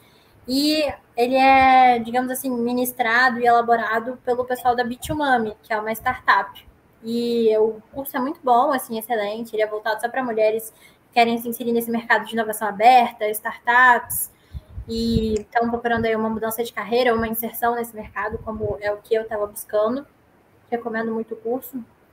E no curso a gente aprendeu uma coisa logo na primeira aula, que a gente falou sobre horizontes de inovação. Então, a gente tem 3 horizontes de inovação, o H1, H2, N3, H3, desculpa. Que o primeiro é o incremental, o segundo é o radical ou adjacente, e o terceiro é o disruptivo. E isso que você está falando, claro, aqui eu estou falando de startups, tá, pessoal? Eu não sei se se aplica a empresas maiores ou do mercado, sabe, mais conservador, mas quando a gente está falando de mercado de startups, a gente tem isso, e isso que você está falando se encaixa exatamente no primeiro horizonte, que é o incremental. Tá até escrito aqui, eu tenho uma colinha aqui do curso, que o horizonte incremental visa atender às necessidades dos clientes e aprimorar os processos ou produtos existentes. Inovações sustentáveis que ajudam as empresas a permanecerem no jogo, mas não necessariamente geram um grande impacto. Então, acho que é exatamente nessa linha de uma empresa que já existe, já está consolidada, já tem o seu consumidor próprio, ela se inserir no digital para permanecer no jogo.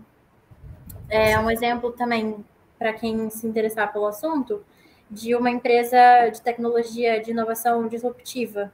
A disruptiva trata-se de um processo em que uma tecnologia, produto ou serviço é transformado ou substituído por uma solução inovadora superior. Então, na palestra que eu fiz, um evento para o Observatório de Tecnologia e Direito do Cadom, que é da minha universidade, a gente falou de health techs, que são startups da saúde, e eu trouxe uma pessoa do jurídico da Alice, que é uma startup, uma health tech que cresceu muito agora, assim, acabou de receber uma rodada milionária de investimentos, e eu perguntei justamente isso para a palestrante, assim, qual horizonte de inovação a Alice se encontrava, e ela falou que era um horizonte disruptivo.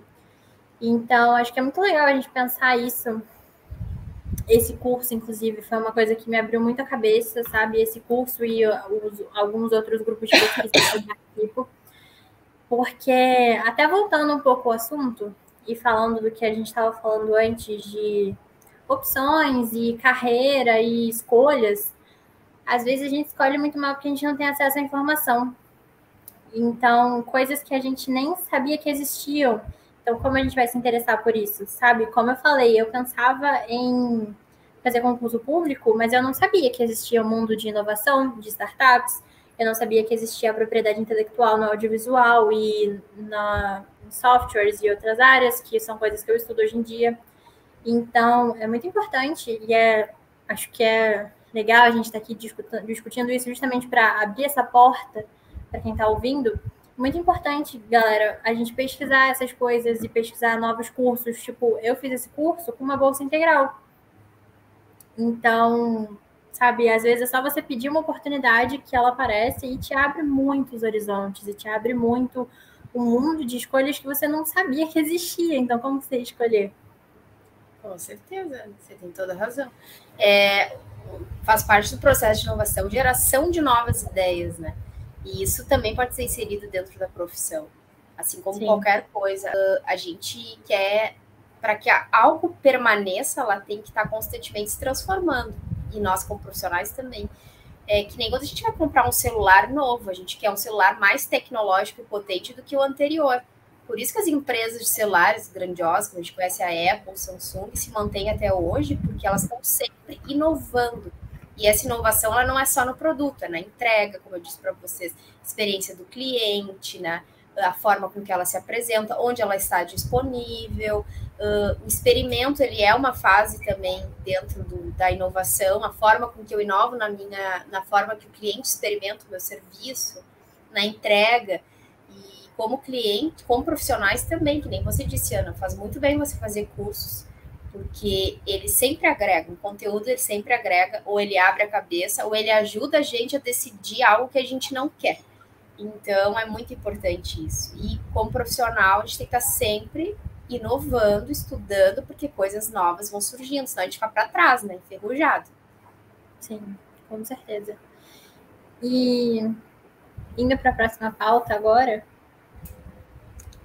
eu queria que a gente falasse um pouquinho também sobre outra área que você atua, que é o direito penal econômico. Contar aí um pouco para a gente como é essa atuação na prática. Acho que o pessoal vai se interessar bastante pelo assunto, né? É um assunto muito curioso. Acho que vai ser legal. Então, direito penal, eu atuo mais na prática empresarial.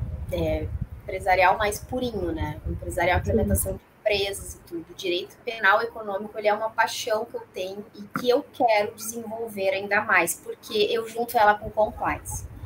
Então, por que isso é muito interessante, né? Eu até abro a oportunidade aí, se eu tiver, Ana, depois eu passo o link para você. Eu publiquei um artigo na revista do Centro de Pesquisas em Crimes Empresariais e Compliance da Universidade do Estado do Rio de Janeiro. Que legal. Então, se vocês tiverem interesse aí de ler depois, inclusive tem um podcast sobre esse assunto, em que eu desenvolvo a temática do compliance com direito penal econômico, né? Como que o compliance poderia ser um fator importante para que a gente minimizasse ocorrências do direito penal econômico no nosso país. E como eu falei para vocês, eu sempre fui penalista na faculdade. Sempre não, né? Da metade da faculdade para o final, porque eu atuei na Defensoria Pública, na criminal, e me apaixonei lá. E então gostava de matéria federal. Desde a época da universidade, eu ia naqueles congressos que tinham os procuradores falando da Lava Jato, enfim. Eu gostava muito disso, assim. Tive essa oportunidade de participar de um congresso muito bacana com o pessoal que participou da Operação Lava Jato. E isso sempre fez os meus olhos brilharem, né, a matéria federal. E eu uni com compliance dentro dos estudos, né? E que eu tento me aperfeiçoar cada vez mais para me tornar especialista futuramente também nessa área, porque com o empresarial, elas podem se unificar muito. Quando a gente fala de direito penal econômico, a gente fala de crimes, né, econômicos, mas também crimes que prejudicam as relações de consumo no nosso país. E dentro do empresarial isso está muito interligado. Então a gente tem corrupção, suborno, né? São muito aqueles famosos crimes de colarinho branco, né? Colarinho branco, que a gente conhece. E qual o exemplo maior que a gente tem do que as histórias nos últimos anos aqui do nosso país, né? Só que isso não é só de agora, a gente tem que ver que vem de muitos anos atrás e no mundo inteiro. Para vocês terem noção, na época dos imperadores a gente já tinha a presença da corrupção.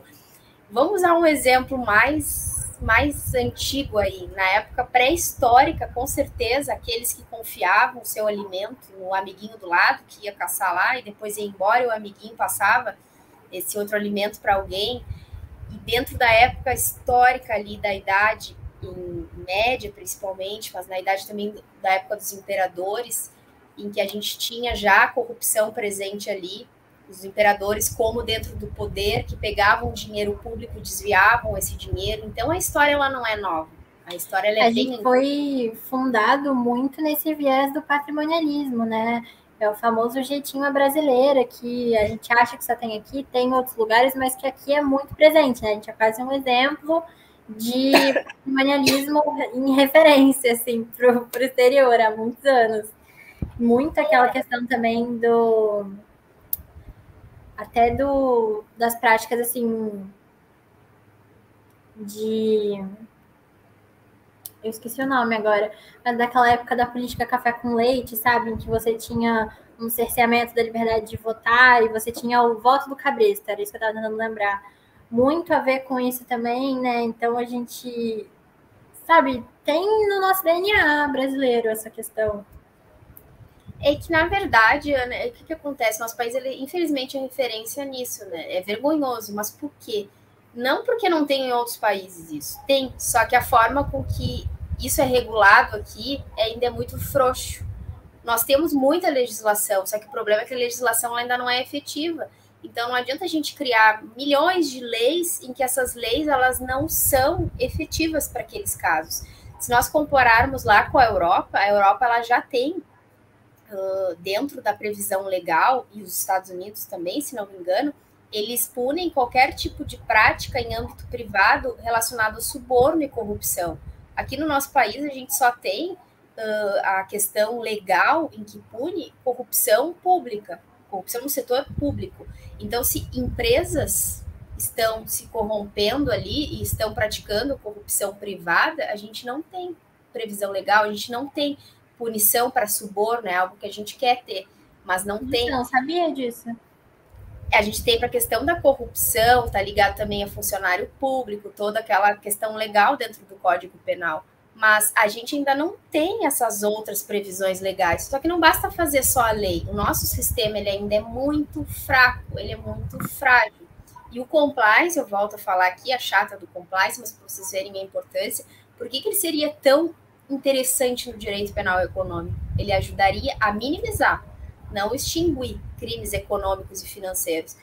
Porque, infelizmente, a má notícia disso tudo é que nunca a gente vai conseguir extinguir a prática criminosa de crimes financeiros, porque isso está muito ligado ao intrínseco do ser humano, sim, ao que ele é levado a cometer naquele momento, né?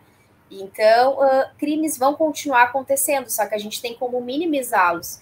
E o compliance, se ele começar a ser aplicado no ambiente público e no ambiente privado, e as estruturas elas forem aplicadas de uma forma bem efetiva em conjunto com as nossas legislações, as já existentes e as que virão, com certeza a gente vai ter uma regulação muito melhor nas tratativas públicas e também nas tratativas privadas. E o direito penal econômico ele está muito aliado a isso, junto com o compliance.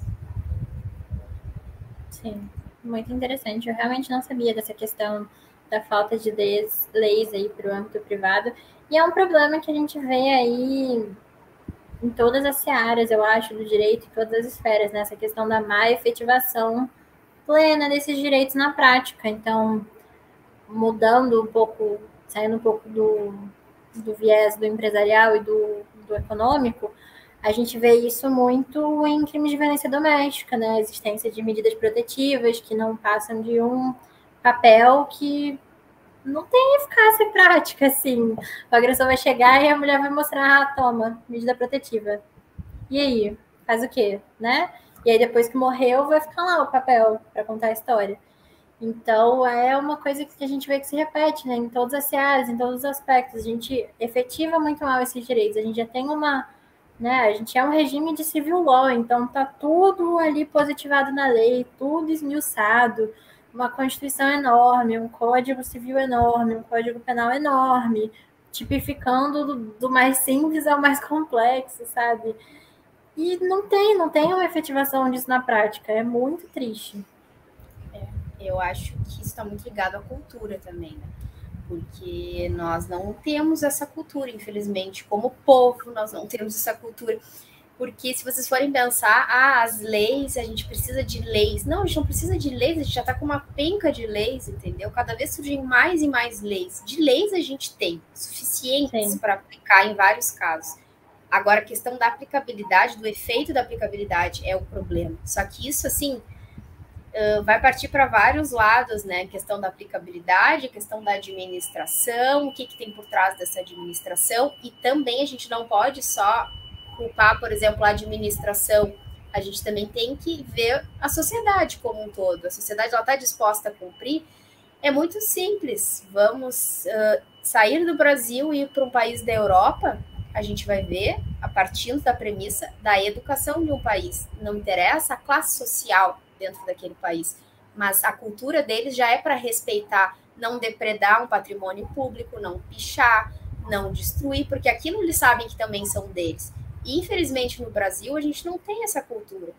Por mais que seja a administração, um governante, ele queira tentar melhorar, será que a sociedade também quer colaborar com isso?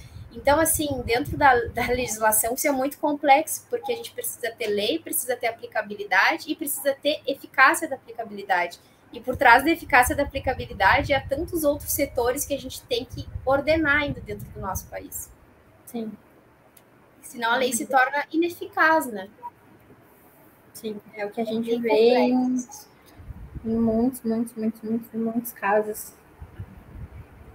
Bom, caminhando agora para o final, então, acho que um dos nossos últimos temas pode ser também roubando aqui da pauta do podcast. Eu preparei uma pauta, viu, gente? É que tá muito interessante e eu queria trazer o máximo de conteúdo possível, então eu acho que fica mais legal assim. Tem um episódio, esse você vai lembrar porque é recente, que fala de mulheres na advocacia empresarial, desafios da carreira. Fala um pouco pra gente dos seus desafios, dos desafios que você sabe que existem. Eu vou entrar, inclusive, nessa área agora. Acabei de passar para um estágio numa startup que vai mexer diretamente com empresarial. Então, são desafios que eu vou encontrar aí no futuro. Com certeza, já comece a se preparar, Ana. Mas acho que, como profissional, a gente vai encontrar infinitos desafios aí pela frente, né? Esse podcast foi bem interessante, que eu gravei com duas colegas parceiras que também atuam na área do direito empresarial, a Paty e a Ju. E a gente trocou figurinhas ali de algumas dificuldades que a gente passou desde o início, que a gente passa ainda, né? Por ter escolhido a carreira empresarial. A carreira empresarial, por si só, ela já é um pouquinho complexa, porque é um conteúdo que muitas vezes a gente não gosta durante a universidade, mas porque não é nos passado com aquele gosto como um direito penal, como um direito civil. Só que ela é uma carreira que exige, né, que a pessoa ela goste daquela temática, ela esteja disposta a estudar, goste de desafios, mas principalmente tenha ciência de que ela vai entrar num mercado ainda predominantemente masculino. É uma carreira ainda que ela é tomada por muitos colegas do sexo masculino, mas que aos poucos isso vem mudando, né? Mulheres escolhendo a área do direito empresarial, direito tributário, mas um dos maiores desafios dentro dessa carreira, eu acredito que está ligado mais à tratativa com clientes, porque a gente atende clientes de startups que já estão acostumados, né, com inovação, com tecnologia, com modernidade, mas a gente também atende clientes de grandes empresas que têm mais de 50 anos, né, dentro de um mercado. E para esses clientes, muitas vezes, é um choque cultural ele vê um advogado no Instagram ou ele vê uma mulher apresentando um contrato ali de direito societário para ele. Principalmente se for uma mulher jovem, uma mulher ainda com pouca experiência na carreira. E isso, muitas vezes, acaba levando às primeiras dificuldades que a gente tem até se estabelecer. Questão, vou entrar um pouquinho, sim, há um machismo dentro da carreira. Então, que acaba descredibilizando, voltando lá naquela nossa pauta da forma de se vestir, que acaba se confundindo com a sua capacidade de profissional. E, então, assim, a gente tem que ser bem realista que ainda existe isso. Em outras profissões existe também, em outras áreas do direito existe, mas na área empresarial, sim, ainda temos um público muito masculino, mas em termos de colegas, assim, eu não passei tantos desafios, com exceção de uma coisa até que eu comento, que é uma época, quando eu fui trocar uma ideia ali com um colega que já atuava na área empresarial, ele veio com uma gracinha, assim, que não tinha nada a ver com o conteúdo, né? Ele veio desviando a conversa, então ele não queria tratar sobre direito empresarial. Eu falei, no coleguismo, né, para conversar, e ele já tentou se aproveitar para um outro lado, insistia para aquele outro lado, até que teve um momento que eu disse, não, confunda a minha capacidade aqui com o que você esteja pensando, né? Então, assim, é uma mistura de temos um pouquinho desse universo meio machista, com um pouquinho da dificuldade da mulher, né, inserção no mercado ainda predominantemente masculino. Tem a questão da idade, por ser ainda jovem advogada numa área que tem muitos profissionais há muito tempo e que, de certa forma, exige, sim, experiência para algumas atuações. E tem também essa questão de ser mulher, né?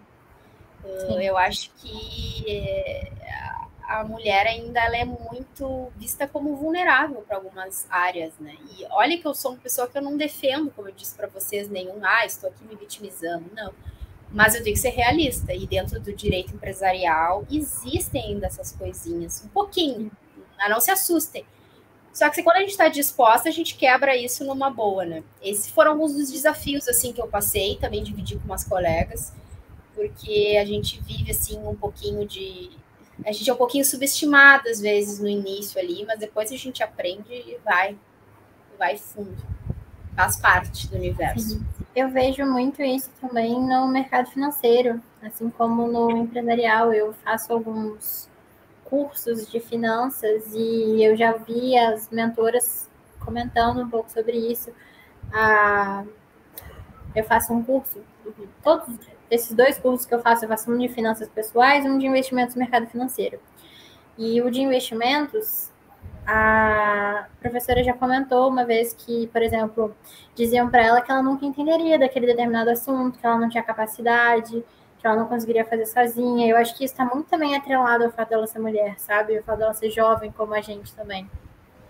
Então, realmente, não é, sabe, uma questão de entrar em polêmica ou de ser uma vítima, são os fatos. É a maneira, como a gente estava falando também antes dos julgamentos e da questão de como a gente é olhada, é uma realidade, não tem como escapar, infelizmente, assim. Mas eu acho que, assim, hoje a gente tem a capacidade e a oportunidade de tentar desmistificar isso aos poucos, né? Eu acho que a gente já está conquistando um espaço muito importante no mercado, na sociedade. Não falo só como mulher, mas como profissional também. Então, o que eu falo assim, se você escolheu a área empresarial, você vai enfrentar desafios, mas também se você escolher ser familiarista, você também vai enfrentar desafios. Sim. Até, digamos, na frente de um juiz, você pode enfrentar numa audiência, né? Mas isso faz parte do crescimento da carreira. E se é algo que você quer, você não pode se amedrontar por esses pequenos enfrentamentos que você vai ter ao longo da sua vida profissional, né? Faz parte. E a gente vai quebrar esses paradigmas aos poucos, até que um momento as coisas se igualem mais, né? E eu acho que muito também uma questão de consumir as referências certas para saber como lidar com isso e para ter exemplos. Então, esses casos que a gente citou aqui da Gabriela Prioli, que era advogada, da Mari Palma, que é jornalista, dessa minha mentora do curso As Investidoras e da minha outra professora, que é a do Money Class, que é a Astrid Lacerda, são referências que eu sigo para justamente ver como um exemplo positivo de uma pessoa que está nesse lugar que eu quero ocupar, sabe? E vou estar ali um dia ocupando junto com elas. Então, consuma as referências certas que vão te inspirar para você ver que não é impossível. Porque, sabe, a gente, como você falou, vai ter muitos momentos de dificuldade em qualquer área. É ruim, né? É uma dificuldade específica que não precisava mais estar ali. Mas dá para passar por isso, acontece. Então, acho que é muito isso, de se inspirar nesses exemplos de pessoas que chegaram lá, que estão construindo esse caminho, defendendo essa trincheira, sabe? Inclusive, uma dica que, se eu puder dar para quem está escutando e é mulher, faça cursos voltados para mulheres, sabe? Que vão ter uma perspectiva totalmente diferente, você pode ter certeza. Eu faço esses cursos, tanto o Woman in Innovation, quanto esse do As Investidoras, quanto o Money Class, que é de finanças pessoais, todos são voltados para mulheres. E o Money Class, principalmente, a Astrid bate numa tecla muito importante, que é o fato de você ser mulher e você precisar da liberdade financeira.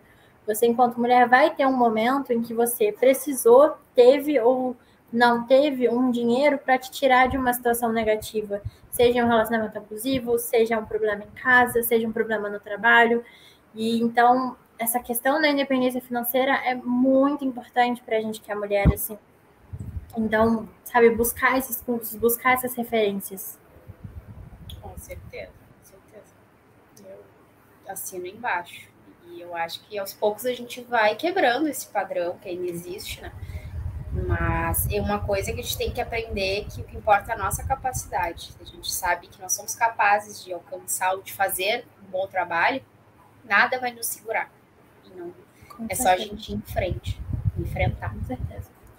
Bom, infelizmente, acho que a gente está caminhando para o final já, deu tempo de falar bastante coisa, ainda bem, foi muito legal. Queria saber se você tem alguma dica aí para nossa audiência. de uma dica cultural, de alguma coisa, série, livro, podcast que você goste. Pode ser relacionado ao direito, pode ser um curso, pode ser uma mentoria, pode ser alguma coisa não relacionada ao direito, tipo um filme, uma série, um podcast, whatever. Nos dê dicas. Então, eu sou muito consumidora, principalmente de livros, né? Então, eu poderia indicar para vocês infinitos livros, assim. Eu gosto de livros de finanças também, como a Ana, gosto de livros de autoajuda, eu gosto de livros de direito. Eu não vou citar muitos livros aqui, porque qualquer coisa, lá nos meus destaques no Instagram eu vou sempre compartilhando. De livros de empresarial também tem lá no meu Instagram. Um dos autores que eu gosto, para quem quer começar a entender a base do direito empresarial, aí falando um pouquinho de técnica jurídica, quer ver o direito empresarial mais descomplicado, é o Gladson Mamed, é um professor, excelente o livro dele, ele mostra pontinho por pontinho do direito empresarial para quem quer entender toda aquela terminologia que a gente fica meio assustado na faculdade. E eu acho que para estudante também ele é um excelente livro, se você tem interesse de estudar mais a matéria, eu indicaria. Indicaria para quem quer entender um pouquinho mais de compliance, nós temos muitos cursos, inclusive gratuitos, tem na FGV, no site da FGV, um curso curtinho ali de introdução ao compliance que você pode fazer gratuitamente para entender sobre o tema. Tem do Instituto Brasileiro de Compliance, né? Mas aí ele já é um curso que você vai ter que ter um investimentozinho, mas ele é bem interessante, tem vários módulos para quem quer se inserir nisso aí. Um livro também que eu indico para quem gosta de direito penal econômico, esse tema de corrupção e tudo mais, nós temos um livro que é bem com viés jurídico, com o professor, o Rogério Sanches, né? Ele explica direitinho lei anticorrupção, direito empresarial. Eu até não sei se eu tenho ele aqui, mas depois eu te passo o nome certinho, Ana, para você passar para o pessoal. Vou deixar tudo na descrição, gente, pode deixar. Muito bom, ele tem a prática ali, você com todas as leis, né, visíveis. E para quem gosta de série e gosta de direito penal e quer ver sobre direito penal econômico, quem já assistiu o Peaky Blinders sabe, mas eu indico o Peaky Blinders, uma série que tem no Netflix, e ali a gente pode ver a prática do direito penal econômico também, e vocês vão entender por quê. Eu não vou dar spoiler, né? Mas uma série que é fantástica, assim, eu viciei e é muito interessante, né?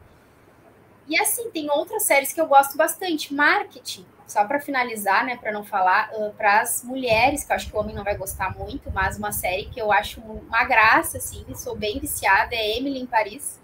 Ali a gente tem uma aula de marketing, então a gente pode usar para a nossa vida também. A Emily está sempre publicando ali qualquer acontecimento e eu acho que a gente pode pegar uns pontos de referência para aplicar no nosso dia a dia. E eu acho que são essas minhas dicas, assim, mas se for pensando, eu vou falando aqui até amanhã, né? Do que eu gosto, assim, de livros, enfim. Mas depois eu passo as referências direitinho, né? Espero que o pessoal goste. Sim, com certeza vão gostar, eu vou anotar todas também, com certeza. Eu tô para ver Peaky Blinders, inclusive, eu não vi ainda, preciso ver. Tenho amigos que adoram essa série. Bom, minhas dicas. Acho que eu já falei aqui, né? O Mamilos. Todos os episódios são muito bons, mas tem esse episódio específico sobre mulher, roupa e trabalho, para quem gostou da temática, gostaria de explorar um pouco mais, e também para quem é mulher, né? É importante. Mas todos os episódios são bons. Tem até um recente sobre síndrome de impostora com a Bruna Marquezine. Sim, pessoal, a Bruna Marquezine tem síndrome de impostora, que foi muito bom. Além disso, Petit Jornal, que é sobre política internacional e é semanal, muito bom, descontraído. Café da Manhã, é da Folha de São Paulo, é de notícias e é diário. Isso tudo são podcasts, tá, pessoal? Eu ouço muito podcast. Livros, tem um, se eu não me engano, chama A Regra Não Ter Regras, que fala sobre a Netflix e o sistema lá de inovação e como ele se mantém no mercado. Eu tô lendo ele agora, não terminei ainda, mas é muito bom. Tem o Marketing 5.0, eu preciso ler, eu baixei essa semana ele e o 3.0 tá ali na estante, eu preciso ler também. Então, são 2 livros, acho que muito interessantes. Eu não li ainda, como eu disse. Passando aos que eu li, não sei se eu consigo pensar em algum agora. Um que eu gosto muito, que eu também não terminei ainda, gente. Eu leio muita coisa ao mesmo tempo, vejo muita coisa, tá? Então, às vezes, eu não termino as coisas. Mas eu precisava de um dia com 48 horas, assim, só para me atualizar. Eu gosto muito de Hábitos Atômicos. É um livro que fala muito de desenvolvimento pessoal e essa coisa que a gente discute tanto hoje em dia, que são hábitos e a polêmica da formação dos hábitos, né? São 30 dias, são 21, como se formam, onde vivem, o que comem. Então, é um livro excelente. Eu ainda não terminei, mas eu já aplico várias coisas dele no dia a dia, porque eu conheço muita gente desse meio de marketing também, mas de desenvolvimento pessoal, que fala muito desse livro e que repassa muitos ensinamentos do autor. Tem um episódio do podcast da Brené Brown, que é a autora de A Coragem de Ser Imperfeito, de um TED Talk também que viralizou e que depois ela fez toda uma palestra que foi para a Netflix, que é muito boa mesmo. Então, vou deixar na descrição os episódios. Ela tem um episódio que ela fez com o autor desse livro, que é o James Clear. E o episódio tá sensacional, assim, ela fez até 2 partes, é muito, muito bom para quem gosta também dessa parte de desenvolvimento pessoal, soft skills, hábitos, produtividade. Eu gosto muito desse assunto, então é muito bom. Acho que eu já dei umas 40 recomendações, mas enfim. Eu tô pegando para mim as recomendações aí, né? Não serve para mim. Eu adoro indicar coisa para as pessoas, porque eu vejo muita coisa e não tem graça, né? Você só vê. A graça é justamente indicar e conversar sobre, trocar ideia, muito legal. Série, The Bold Type é muito boa, é tipo uma comédia romântica lá, né? O Diabo Veste Prada, então é perfeita. E acho que é isso, pessoal. Muito obrigada, boa noite. Estamos aqui há quase 2 horas já. Acho que eu vou dividir esse episódio em várias partes, porque senão ninguém vai escutar. Mas é isso. É cansado aí, o pessoal falando demais, né? Eu não sei como você tá aguentando, você nem bebeu uma aguinha em 2 horas. Eu acabei com meio litro aqui. Não, tô bebendo água, mas eu tô bebendo mais porque minha garganta ela já tá meio seca com esse clima, né? Mas eu adorei, Ana, assim, muito obrigada mais uma vez pelo convite. E gostei muito de trocar figurinhas e dividir também um pouquinho da minha experiência, da minha história. Eu espero que eu tenha primeiramente colaborado com o seu projeto, com o seu conteúdo, e que eu também possa ter agregado alguma coisinha ainda que pequena aí na vida de alguém que esteja escutando. E dizer só para vocês reforçar que sigam os sonhos de vocês, não se afobem, né? Mas também não se entreguem nas primeiras frustrações, né? A gente tem que ter consciência de que na vida a gente veio para viver, a vida é uma só, então a gente tem que aproveitar as nossas oportunidades ao máximo possível. Se eu puder ajudar, estarei sempre aqui, né? Convido o pessoal também a me conhecer, se quiser deixar mensagem, se aproximar, pode, a Ana sabe, né? Pode deixar lá no meu Instagram que eu vou sempre responder e numa boa e tá tudo tranquilo. Ah, não gostei do que você falou, pode falar, né? Desde que fale com educação, tá tudo perfeito aí. E é isso, espero que vocês tenham gostado do episódio. Muito obrigada, viu, Ana, pelo convite. Eu que agradeço, foi maravilhoso. Para encerrar, eu queria muito terminar com 2 frases. Uma eu estou pesquisando aqui na minha colinha, mas a outra, que eu me lembro de cabeça, é de um livro / filme muito bom, que eu gosto muito, que se chama Como Eu Era Antes de Você. Com certeza todo mundo já viu, é muito bom. E tem uma frase que é muito boa, que o Will fala lá para a personagem principal, que a gente só tem uma vida, exatamente o que você está falando. Então, a nossa obrigação é vivê-la da melhor forma possível. Então, meio papo de coach, mas é muito válido, apesar do clichê. A gente realmente só tem uma vida, então a nossa obrigação é vivê-la da nossa maneira, com o nosso propósito, com as nossas, sabe, a partir dos nossos desejos e não dos desejos dos outros.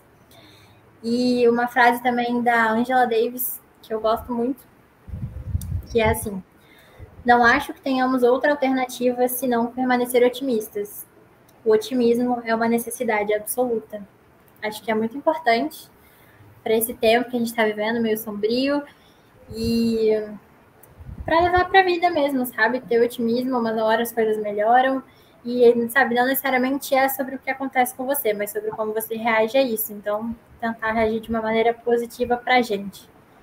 É isso, muito obrigada, pessoal, pela paciência, por estarem aqui. Muito obrigada, Carolina, eu adorei, eu amei. Eu já estou aqui na minha cabeça matutando próximos projetos, lives, podcasts, tudo.